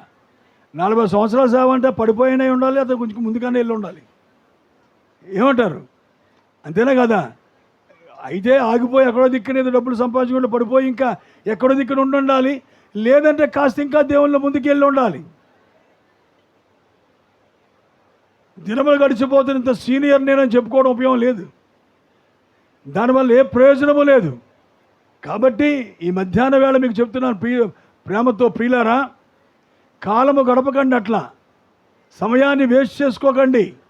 తప్పనిసరిగా దేనికోసం వచ్చామో గుర్తించండి. దేవుడు నీలో ఏ కార్యమును చేయడానికి పిలిచాడో గుర్తించు. అందుకే ప్రభు ఒక నిందేస్తున్నాడు మన మీద, ఒక నేరాన్ని మోపుతున్నాడు. ఏంటి ఆ నేరం చెప్పండి? మొదట నీకుండిన ప్రేమని వదిలితివి. నిజమేనండి. అన్నవాళ్ళు ఉంటే చేయొద్దండి. మొదట ఉండినట్టుగా ఇప్పుడు నేను లేనండి. నిజమేనండి, అక్షరాలు సత్యం, ఇది వాక్యం. మొదట ఉన్నట్టుగా నేను లేను. ఇప్పుడు నా భక్తి అంతా తగ్గింది, మునుపట్ల లేదు. ఇప్పుడు ఆ ప్రార్థన లేదు, ఆ పరిస్థితి లేదు. దేవుని ప్రేమించి ఎంతో చేసేదాన్ని అప్పుడు, ఇప్పుడు చేయలేకపోతున్నాను. అట్లా ఇది నిజమే అన్నవాళ్ళు ఎవరైనా ఉన్నారు ఇక్కడ? చేయెత్తగలరు ఎవరైనా? కొంతమంది ఎత్తారు. God bless you. మీ యథార్థతకు దేవుడు మిమ్మల్ని దీవించును గాక. ఎందుకంటే first of all you must recognize you have to realize your position first. దేవుని దగ్గర ఏదన్నా ఒప్పుకోవాలి లేక సరి చేసుకోవాలంటే ముందు మనం పడ్డామా నిలబడి ఉన్నామా అనే విషయాన్ని ముందు మనం గ్రహించగలగాలి. గ్రహించిన తర్వాత దాన్ని నోటితో ఒప్పుకోవాలి. దేవుని స్తోత్రం. అప్పుడు దేవుడు తిరిగి మళ్ళీ మన పైకి లేపుతాడు. దేవునికి మహిమ కలుగును గాక. చూడండి, చర్చ్ ఎక్కువ కాలం అయింది, ఎక్కువ సంవత్సరాలు సేవ చేస్తున్నామంటే this is very very very, దాన్ని ఏమంటారు, నేచురల్, సహజంగా జరిగే కార్యం ఇది. చాలా కాలం మనం బాగానే ఉన్నామని సాగిపోతున్నట్టే అనిపిస్తూ ఉంటుంది. కానీ ప్రియులారా, నిలబడి ఆలోచించుకుంటే మనలో మనకే చాలా పొరపాట్లు, ఏమంటారు, హల్లెలూయా, నిజమంటారా? కాబట్టి అన్నాడైనా, నీ మీద తప్పు ఒకటి మోపవలసి వచ్చింది, మోపుతున్నాను. కాబట్టి నువ్వేం చేస్తావంటే ఏ స్థితిలో నుంచి పడితివో చెప్పండి, అదొక్కసారి మళ్ళీ జ్ఞాపకం చేసుకో. ముందు మన పడ్డ స్థితిని జ్ఞాపకం చేసుకోవాలి. హల్లెలూయా. మీకు అర్థమవుతుందండి? ఒక ఒక ఒక ఒక అనుభవం గల సేవకుడికి కొన్ని మాటలు చెప్తా. ఏంటి తెలుసా? క్రైస్తవ జీవితం ఎట్లా ఉంటుందంటే, ఒక దానికి అలవాటు పడితే కొన్ని కార్యాలు చేసుకుంటూ పోతూ ఉంటాం. ఇన్ని గంటల ప్రార్థన, ఇన్ని అధ్యాయాలు బైబిలు, ఈరోజు కొంతమందిని దర్శించాలి సేవకులుగా మేము, లేదా ఇంకా విశ్వాసులు కొన్ని పనులు చేయాలి, ఇంత ప్రార్థన చేసుకోవాలి, ఇలా కొన్ని అనుకొని ఒక సైకిల్ లాగా, అంటే ఒక కాలచక్రంలాగా వెళ్ళిపోతూ ఉంటాం. కానీ అందులో జీవం ఉండదు, దేవుడు ఉండడు. కానీ మన ప్రయాణం ముందుకు వెళ్ళిపోతున్నట్టు అనిపిస్తూ ఉంటుంది. కరెక్ట్ అంటారా? అది నిజమేనా? హల్లెలూయా. స్పృహలో ఉన్న వాళ్ళకే అది అర్థమవుద్ది, స్పృహలో లేకపోతే ఎప్పటికీ అర్థమవుతుంది. నేను బాగానే ఉన్నానండి, నేను బాగానే ఉన్నాను, నేనేమే పడిపోలేదే, నేను కరెక్ట్గా ఉన్నాను, నేను మంచిగా సాగిపోతున్నాను. కానీ ఏముండదు అందులో, ఏ జీవం అందులో కనిపించదు. ఒక కార్యాన్ని ఎప్పుడైతే నువ్వు ప్రతిరోజు ఆచారంగా చేస్తుంటావో అందులో ఏ రకమైన జీవము ఉండదు. నువ్వు రోజు 3 గంటల ప్రార్థన చేయి, టైం పెట్టుకొని, ఆ టైం ప్రకారం ఇన్ని గంటల ప్రార్థన చేయాలనుకున్నాను, నేను చేస్తాను చేసే రోజు ఆ ప్రార్థన నీకు నయా పైసా జవాబు ఇవ్వదు. నాతో ఎస్ అని ఏకీపించే వాళ్ళు ఎంతమంది? కరెక్ట్, అది మీకు తెలియదు అంతే. చేస్తున్నాను కదా అనుకుంటాను. No no no no, every day నువ్వు ప్రార్థన చేస్తున్నప్పుడు దేవుడు నేను దర్శించగలగాలి. నీకు ఏదో ఒక క్రొత్త అనుభవంలో దేవుడిని తీసుకెళ్ళగలగాలి. అప్పుడు దేవుడు నీతో ఉన్నాడు. దేవుని స్తోత్రం కలుగును గాక. హల్లెలూయా. కాబట్టి చెయ్యాలి కాబట్టి ప్రార్థన గమ్మ చేసి వెళ్ళిపోవడం అది కాదు. కనుకనే దినములు గడిచే కొలది, సీనియారిటీ పెరిగే కొలది ఒక అలవాటు పడిన జీవితంలోకి వెళ్ళిపోతూ ఉంటాం. అయితే దేవుడు అలా అంగీకరించడం. ఆయన నేత్రాలు ఎప్పుడు మనం చూస్తూనే ఉంటాయి. ఎక్కడెక్కడ రాజీ పడుతూ వెళ్ళిపోతున్నామో తెలుస్తుంది ఆయనకి. అప్పుడు చెప్తాడు ఆయన, నీ మీద ఒక తప్పు ఒప్పుతున్నానని. నువ్వు మొదట ఎలాగున్నావో, నా దగ్గర ఎలాంటి సమర్పణ చేసుకున్నావో, మళ్ళా అదే జీవితాన్ని నీ దగ్గర నేను కోరుకుంటున్నాను ఈరోజు. ఆ జీవితమే నాకు కావాలి. ఆనాడు నీ యందు నేను ఆనందించాను, ఆనాడు నీలో నేను సంతోషించగలిగా, కానీ ఇప్పుడు వాళ్ళ అలాంటి స్థితిలో లేవు అంటున్నాడు ఆయన. ఖచ్చితంగా మనం ఒప్పుకొని సరిదిద్దుకొని మన జీవితం మళ్ళా తిరిగి మొదటి స్థానానికి రావాలి, మొదటి స్థితికి రావాలి. మళ్ళా దేవునికి మహిమ కలుగును గాక. ప్రియ సోదరులారా, ఇక్కడ నేను ఇంకా చెప్పను కానీ ఎక్కువ ఒక 2-3 నిమిషాలు చెప్పి నేను ముగిస్తా. చూడండి, గడియ వచ్చిందని గమనించండి. చుట్టుపక్కల పరిస్థితులు ఎలా ఉన్నాయో గమనించండి. గమనించి ఏం చేయాలి? మీరు ఇప్పుడు నువ్వేం చేయాలో నీ కర్తవ్యాన్ని తెలుసుకోవాలి. ఎందుకు దేవుడు ఇంత గొప్ప శక్తి గల వర్తమానం నీకు ఇచ్చాడో నువ్వు అర్థం చేసుకోవాలి. దేవునికి మహిమ కలుగును గాక. ఒక కోట్ చదువుతాను, ప్రవక్త చెప్పిన కోట్ ఒకటి చూడండి.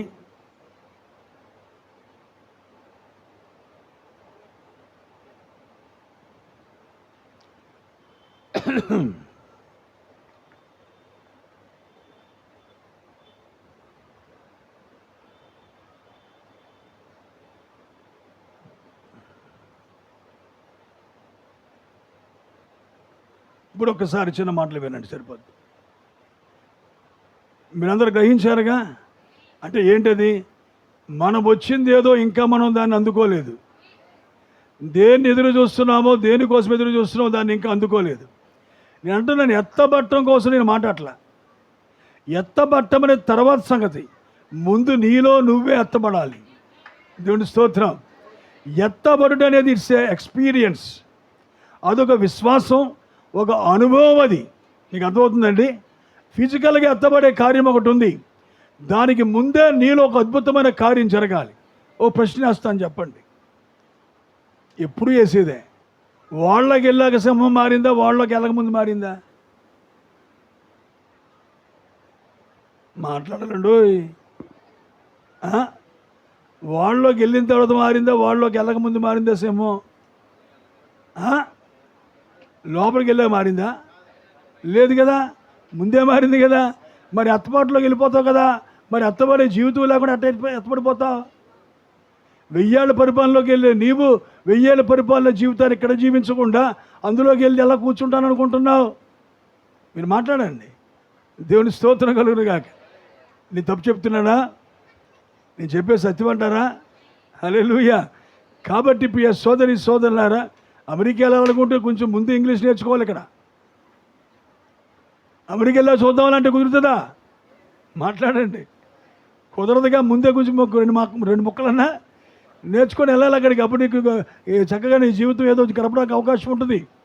కాబట్టే ఇప్పుడు కూడా అదే పరిస్థితి. ఎత్తబడుట అంటే చూడండి, నువ్వు ఎప్పుడైనా ఫిజికల్గా ఒక కార్యం కోసం ఎదురు చూస్తున్నావు అంటే, భౌతికంగా ఒక విషయం కోసం ఎదురు చూస్తున్నావు అంటే, అది ఖచ్చితంగా నీలో ముందు ఆత్మలో జరిగి ఉండాలి ఆ కార్యం. ఒక పునరుత్థానం కోసం ఎదురు చూస్తున్నావు అంటే, ఆ పునరుత్థానం ముందు నీలో జరిగే ఉండాలి, లేకుండా అవ్వదు. దేవుని స్తోత్రం కలుగును గాక. హల్లెలూయా. వర్తమానం అనేది నేర్చుకునేది కాదు, వర్తమానం అనేది జీవించేది. నేర్చుకోవడం వల్ల ఏ ప్రయోజనం రాదు, జీవించడం వల్లే నీకు అనే శక్తి రోజు రోజుకి వస్తూ ఉంటుంది. కనుక ఈ కోట్ చదువుతున్నా చూడండి. సో దట్ దే సార్దిస్ సంఘకాలం. So that they did the works that he did. వారు పెంతెకోస్తు ఏం చేశారంటే దేవుడు చేసిన పనులు చేశారు ఆయన వారు. This age did not have those works. ఈ సార్దిస్ అనే సంఘములో పెంతెకోస్తు చేసిన నాటి కార్యాలు వీరి దగ్గర లేవు. They had the written word. వారి దగ్గర ఏముంది? వ్రాయబడిన వాక్యం ఉంది. హల్లెలూయా. But not the revealed word. బయలుపరచబడిన వాక్యం వారి దగ్గర లేదు. ఏ వాక్యం ఉంది?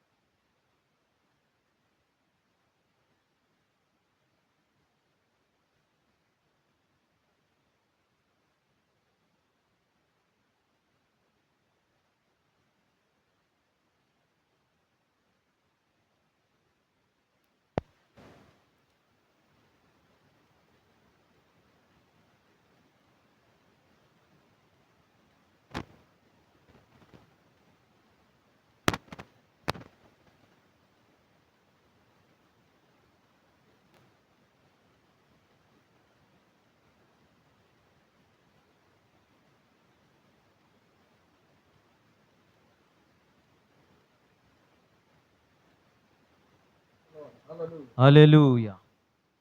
పక్షిరాజు వర్తమానము నన్ను రెక్కాలపై మోయుచున్నది. పక్షిరాజు వర్తమానము నన్ను రెక్కాలపై మోయుచున్నది. నిత్యరాజ్యం చేరే వరకు నన్ను రెక్కాలపై మోయుచున్నది.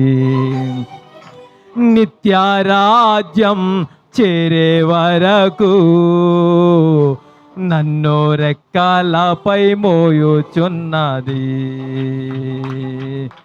పక్షిరాజు వర్తమానము నన్ను రెక్కాలపై మోయుచున్నది.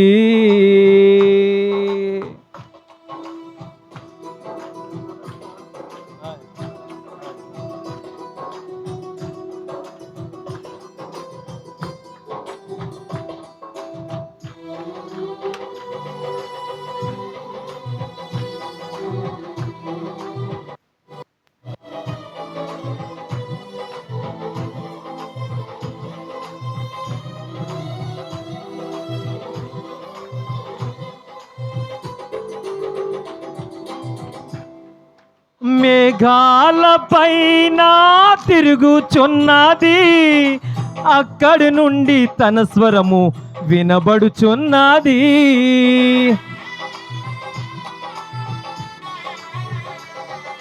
మేఘాలపైన తిరుగుచున్నది, అక్కడి నుండి తన స్వరము వినబడుచున్నది. ఇక్కడికెక్కి రమ్మని పిలుచుచున్నది, నన్ను ఎగిరి రమ్మని పిలుచుచున్నది. ఇక్కడికెక్కి రమ్మని పిలుచుచున్నది, నన్ను ఎగిరి రమ్మని పిలుచుచున్నది. పక్షిరాజు వర్తమానము నన్ను రెక్కాలపై మోయుచున్నది. నిత్యరాజ్యం చేరే వరకు నన్ను రెక్కాలపై మోయుచున్నది. నిత్యరాజ్యం చేరే వరకు నన్ను రెక్కాలపై మోయుచున్నది.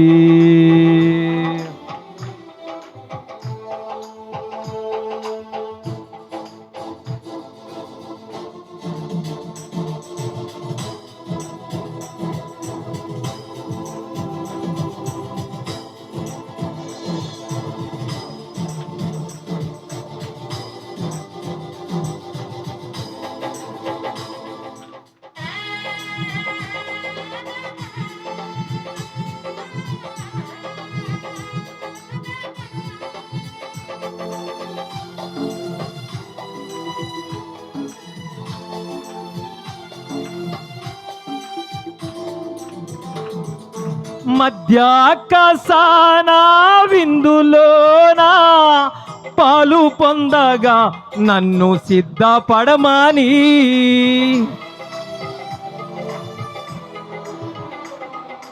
మధ్యాకాశాన విందులోనా పాలు పొందగా నన్ను సిద్ధపడమని వాక్య వస్త్రమును చుట్టుచున్నది. సత్యవాక్యంతో నన్ను నింపుచున్నది. వాక్య వస్త్రమును చుట్టుచున్నది. సత్యవాక్యంతో నన్ను నింపుచున్నది. పక్షిరాజు వర్తమానము నన్ను రెక్కాలపై మోయుచున్నది. నిత్యరాజ్యం చేరే వరకు నన్ను రెక్కాలపై మోయుచున్నది. నిత్యరాజ్యం చేరే వరకు నన్ను రెక్కాలపై మోయుచున్నది.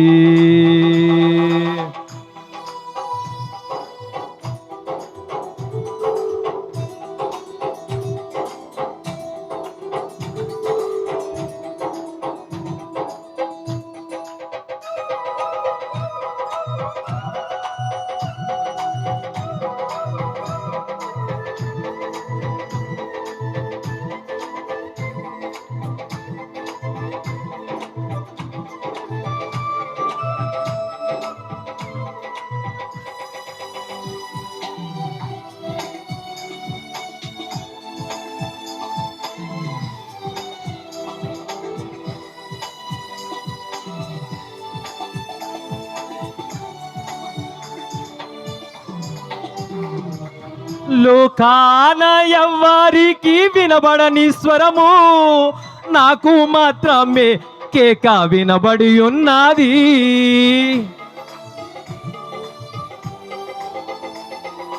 లోకాన ఎవ్వరికి వినబడని స్వరము నాకు మాత్రమే కేక వినబడి ఉన్నది. ఆయన ఎన్నుకున్నాడని చెప్పినది నిత్య రాజ్యం వైపు నడుపుచున్నది. ఆయన ఎన్నుకున్నాడని చెప్పినది నిత్య రాజ్యం వైపు నడుపుచున్నది. పక్షిరాజు వర్తమానము నన్ను రెక్కలపై మోయుచున్నది. నిత్య రాజ్యం చేరే వరకు నన్ను రెక్కలపై మోయుచున్నది. నిత్య రాజ్యం చేరే వరకు నన్ను రెక్కలపై మోయుచున్నది. నిత్య రాజ్యం చేరే వరకు నన్ను రెక్కలపై మోయుచున్నది. నిత్య రాజ్యం చేరే వరకు నన్ను రెక్కలపై మోయుచున్నది. నిత్య రాజ్యం చేరే వరకు నన్ను రెక్కలపై మోయుచున్నది.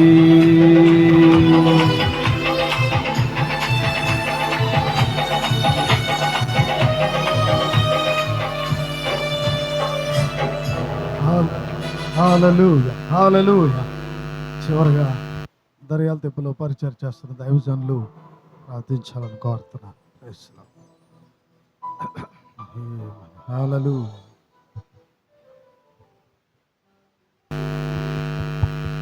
హల్లెలూయా, హల్లెలూయా.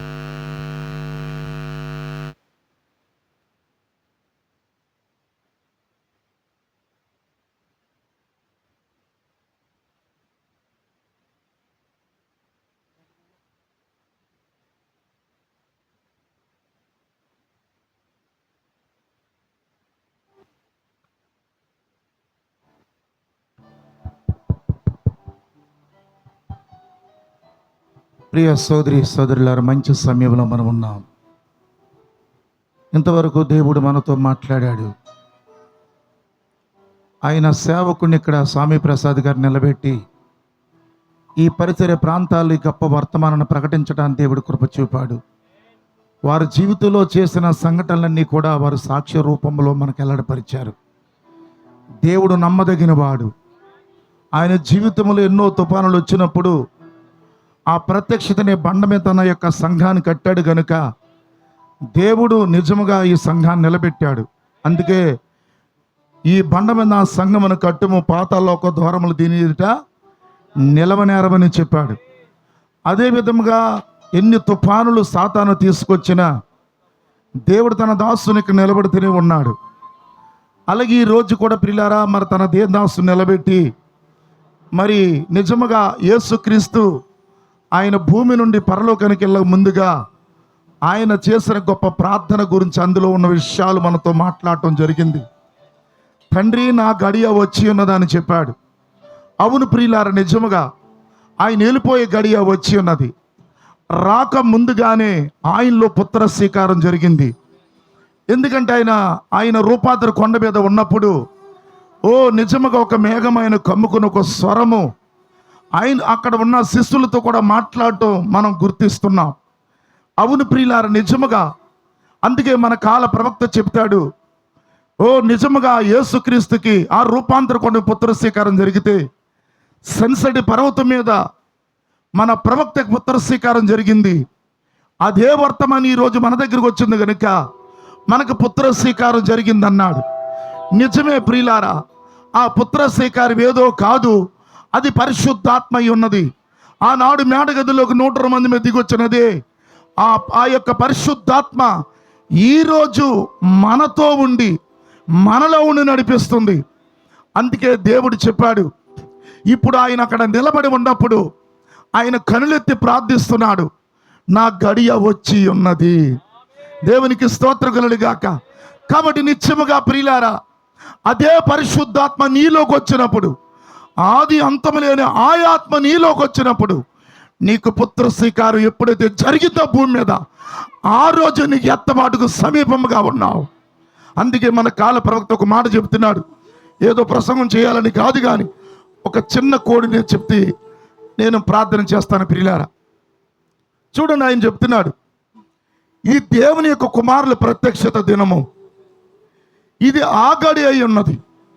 అంటే నీవు నేను కూడా దేవుని స్వరూపానికి మార్చబట్టానికి, దేవుని శక్తిగా మార్చబట్టానికి దేవుడు ఒక వర్తమానం మనకి దినాన్ని పంపి ఉన్నాడట. మనం పుత్రస్వీకార కుమారులుగా ముందు నిర్ణయంలో ఉంటిమి.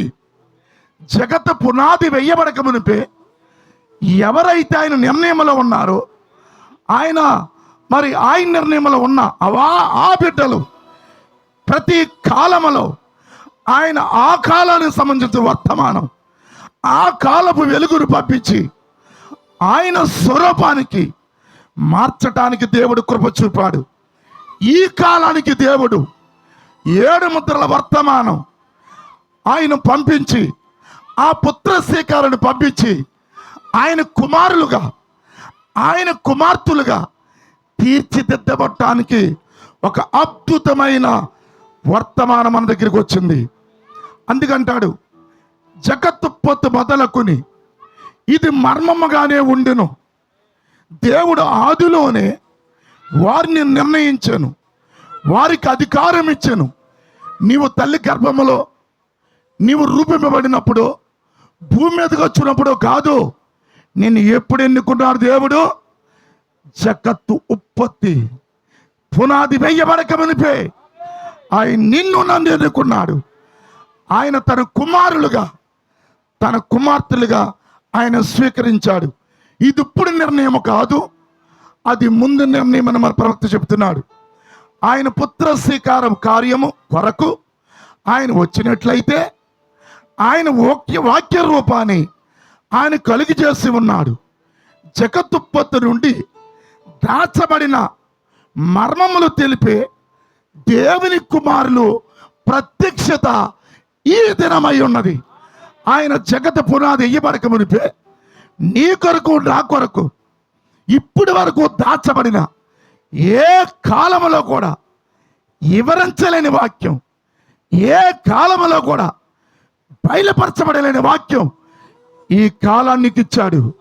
నువ్వు ఇక్కడ ఉన్నావంటే ఎవరో ఈ కోటాన్ని తీసుకొస్తే నువ్వు వస్తాము కాదు, దేవుడే నిన్ను తీసుకొచ్చాడు. ఎందుకంటే దేవుడే నిన్ను నడిపించాడు. నువ్వు దేవుని కుమార్తెవి, దేవుని కుమారుడు అయి ఉన్నావు. పుత్ర స్వీకారం అనగా సృష్టి మీద మరియు సమస్త మీద నీకు అధికారం ఇచ్చాడు. అందుకే నువ్వు ప్రార్థన చేస్తే దెయ్యాలు పారిపోతున్నాయి, రోగులు స్వస్థపడుతున్నారు. ఎందుకో తెలుసా? సర్వాధికారము యేసుక్రీస్తు పొందుకున్నట్లుగానే, ఆది అపోస్తలులు పొందుకున్నట్లుగానే, ఈరోజు విలియం బ్రెనామ్ ఈ కాలంలో పొందుకున్నట్లుగానే నీకు నాకు కూడా అధికారం ఇచ్చాడు. హల్లెలూయా. అందుకే పుత్ర స్వీకారం నీ మీద మరియు సమస్త మీద అధికారం ఇచ్చింది. మనము ఆయన స్వరము, ఆయన కోరుకునే స్వరమై ఉన్నాం. మనం ఆయన చేతులై ఉన్నాం, మనము ఆయన కాళ్ళై ఉన్నాం. దేవునికి స్తోత్రములు గాక. కాబట్టి ప్రియులారా, ఈరోజు పాస్ గారు చెప్పినట్టుగా మరి నిజముగా ఆ మొదటి ప్రేమ, ఆ మొదటి స్థితి మరొకసారి పునరుద్ధార శక్తి పునరుద్ధరించబడి పరిశుద్ధాత్మతో నింపబడి ఎక్కడ పడిపోయావో, ఎక్కడ జారిపోయావో ఈ కూడుకు ద్వారా మేలుకొలుపు శక్తి కలిగి దేవుని కొరకు బ్రతకాలని. కాబట్టి నిన్ను నన్ను ఎప్పుడు ఎన్నుకున్నాడు ఆయన? ఈ రోజు కాదు, జగత్ పునాది వరకు. అందుకే ప్రియులారా, పుత్ర స్వీకారం ఆయన రూపాంతర కోట మీద జరిగితే, సన్సడి పర్వతం మీద జరిగితే, ఈరోజు నీకు నాకు ఈ వర్తమానం కలిగి ఉండబెట్టి మనకు కూడా పుత్ర స్వీకారం జరిగింది. ఇప్పుడు మనం ఎప్పుడైతే పుత్ర స్వీకారం జరిగిందో, భూ సంబంధం ఏది వెతకము, నువ్వు పర సంబంధం వాటి కొరకు వెతుకుతావు. ఎప్పుడున్న పైన వాటిని వెతుకుతావు, దేవుని కొరకు బ్రతుకుతావు, దేవుని కొరకు జీవిస్తావు. క్రీస్తు స్వరూపం, క్రీస్తు పోలికలు నీలోకి వచ్చి అచ్చా నీవు క్రీస్తు వలె బ్రతుకుతా. అందుకన్నాడు పౌలు గారు, క్రీస్తు యేసు కలిగిన మనస్సు మీరును కలిగి ఉండండి అన్నాడు. నా ప్రియ సోదరి సోదరుడా, నువ్వు ఎన్నో సంవత్సరాల నాటి వర్తమానంలో ఉన్నావని చెప్పటము కాదు గారి, నీ స్వరూపము నీ పోలికలు ఎప్పుడైతే ఎప్పుడు మారతాయంటే ఆ పుత్ర స్వీకారం జరిగినప్పుడు, ఆ క్రీస్తు నీలో ప్రత్యక్షమైనప్పుడు, ఆ పరిశుద్ధాత్మ నీలోకి వచ్చినప్పుడు నువ్వు దేవుని స్వరూపంలోకి మారుతావు. అందుకే క్రీస్తు చెప్పాడు, నన్ను నమ్మొద్దు, నా క్రియలు చూసి నమ్మండి, నా క్రియలు చూసి నమ్మమన్నాడు. ఈ గ్రామములు, ఈ పట్టణములో అనేకులు క్రీస్తు వద్దకు రావాలంటే నీవే దానికి కారణం, నేనే దానికి కారణం. మనం ఎప్పుడైతే క్రీస్తు పోలికలు మారామో అప్పుడు క్రీస్తు మనలోకి వస్తాడు. అప్పుడు ఈ దేహాన్ని ఆయన మరి ప్రియులారు మార్చుకుంటాడు, పుత్ర స్వీకారం జరుగుతుంది. అప్పుడు క్రీస్తు పోలికలు నీలో కనపడతాయి. అందుకే పౌలు అన్నాడు, యేసు క్రీస్తు యొక్క ముద్రలు నా శరీరమందు ధరించానన్నాడు. కాబట్టి ఆ విధంగా ఈ కొడుకు ద్వారా మనం రక్షించబడి చక్కటి మార్గములు నడిచి ఈ వర్తమానం నిలబడి నీవు కూడా ఆ రాజ్యం గురించి సిద్ధపడాలని ఈ 2 మాటలు చెప్పి నేను ముగిస్తున్నాను. ప్రార్థన చేసుకుందాం. మంచి సమయంలో మనం ఉన్నాం.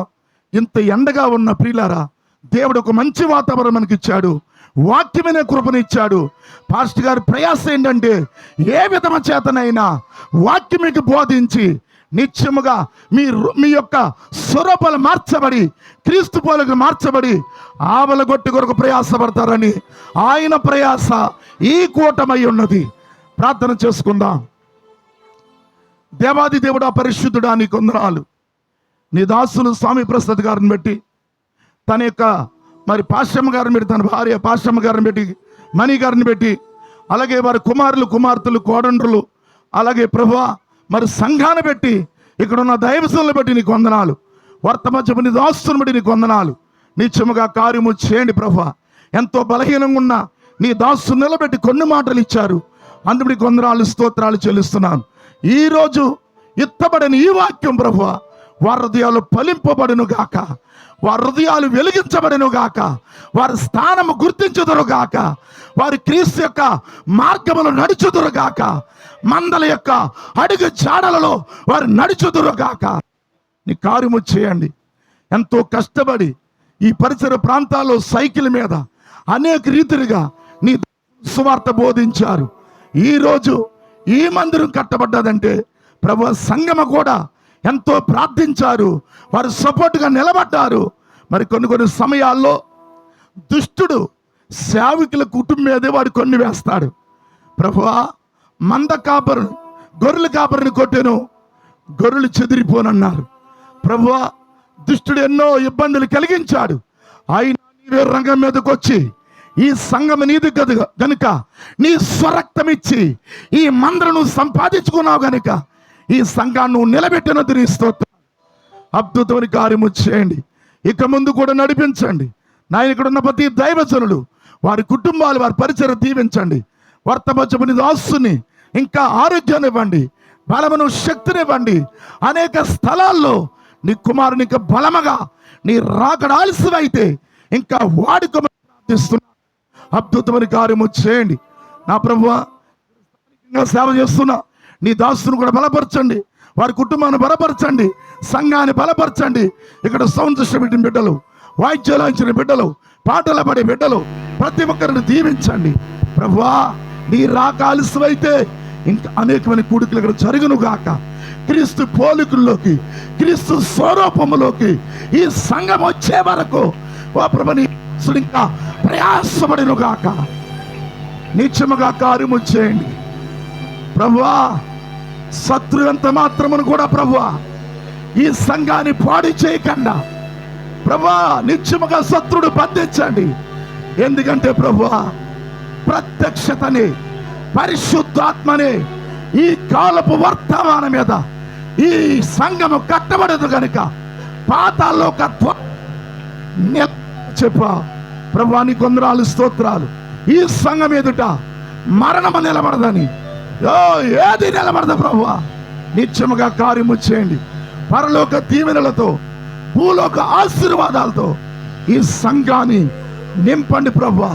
ఈ పట్టణములో కొండపై కట్టిన పట్టణమలే, దీపస్తంభం మీద ఉన్న దీపమలే, ఒక లైట్ హౌస్ వలె ఈ సంఘమును గాక కార్యము చేయండి. మీరే మహిమ పొందండి. సమస్తం నీ చేతులుగా అర్పిస్తూ మా ప్రభు రక్షకుడైన యేసుక్రీస్తు అతి శ్రేష్టమైన నామములో ఈ ప్రార్థన అడుగుచున్నాము తండ్రి, ఆమేన్. ప్రభువును రక్షకుడునైన యేసుక్రీస్తు ఆయన కృప, ప్రేమ, సమాధానము, సహవాసము వేదిక మీదనున్న దైవజనులందరికీ, కూడి వచ్చిన సంఘమునకు, సమాజమునకు, బంధుమిత్రులకు, స్నేహితులందరికీ ఆయన సన్నిధి నిత్యము తోడుగా ఉండునుగాక. ఆమేన్. ఒకసారి విన్న వర్తమానాన్ని బట్టి చప్పలు కొడుతూ ప్రభుని స్తుతిద్దాం.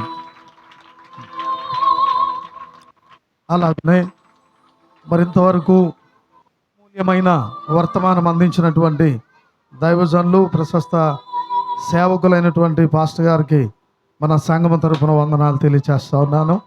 అలాగే వేదిక మీద ఉన్నటువంటి దైవ సేవకులందరికీ వందనాలండి.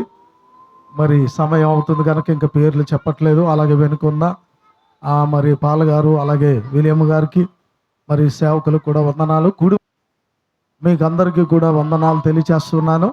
మరి ఇంతటితో మరి మీరు కూడా చక్కగా మరి కాస్త వేడి అని అనిపించినా కానీ మరి ఈ యొక్క సభ మంచిగా జరగడానికి మీరు సహకరించారు.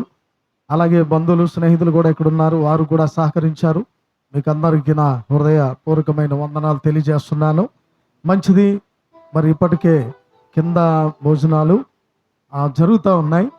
అంచేత దూర ప్రాంతాల నుంచి వచ్చినటువంటి మన సహోదరులందరికీ అవకాశం ఇచ్చేయండి. చివరిగా మనం వెళ్దాము. అంటే సచివాడలో ఉన్న సహోదరులు కాస్త కూర్చున్నట్లయితే. మరి కరుణాకర్ వచ్చాడా? కిందకి వెళ్ళిపోయాడు. ఆయన పాట పాడతాడేమో అనుకున్నాను. మంచిది. దయచేసి సేవకులకు బ్రదర్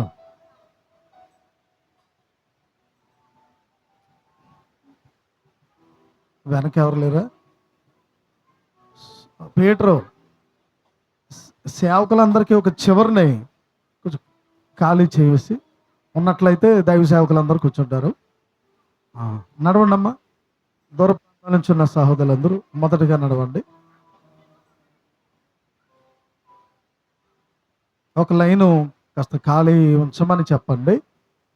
సేవకులందరూ కూర్చుంటారు, వారి కుటుంబాలు.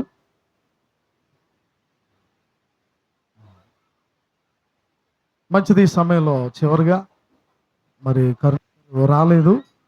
ఆ జ్యోతి, ఆ మందపల్లి నుంచి వచ్చినటువంటి జ్యోతి ఒక పాట పాడుతుంది. ఇలాగలా దిగేవారు దిగుతూ ఉంటారు. చెప్పేశాను కదా, తర్వాత పాడుతాను.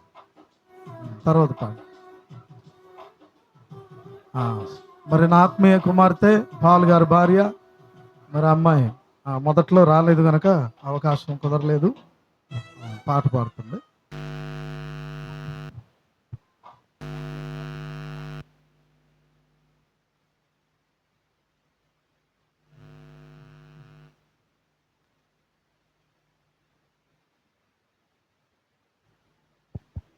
హల్ హల్ హల్ హల్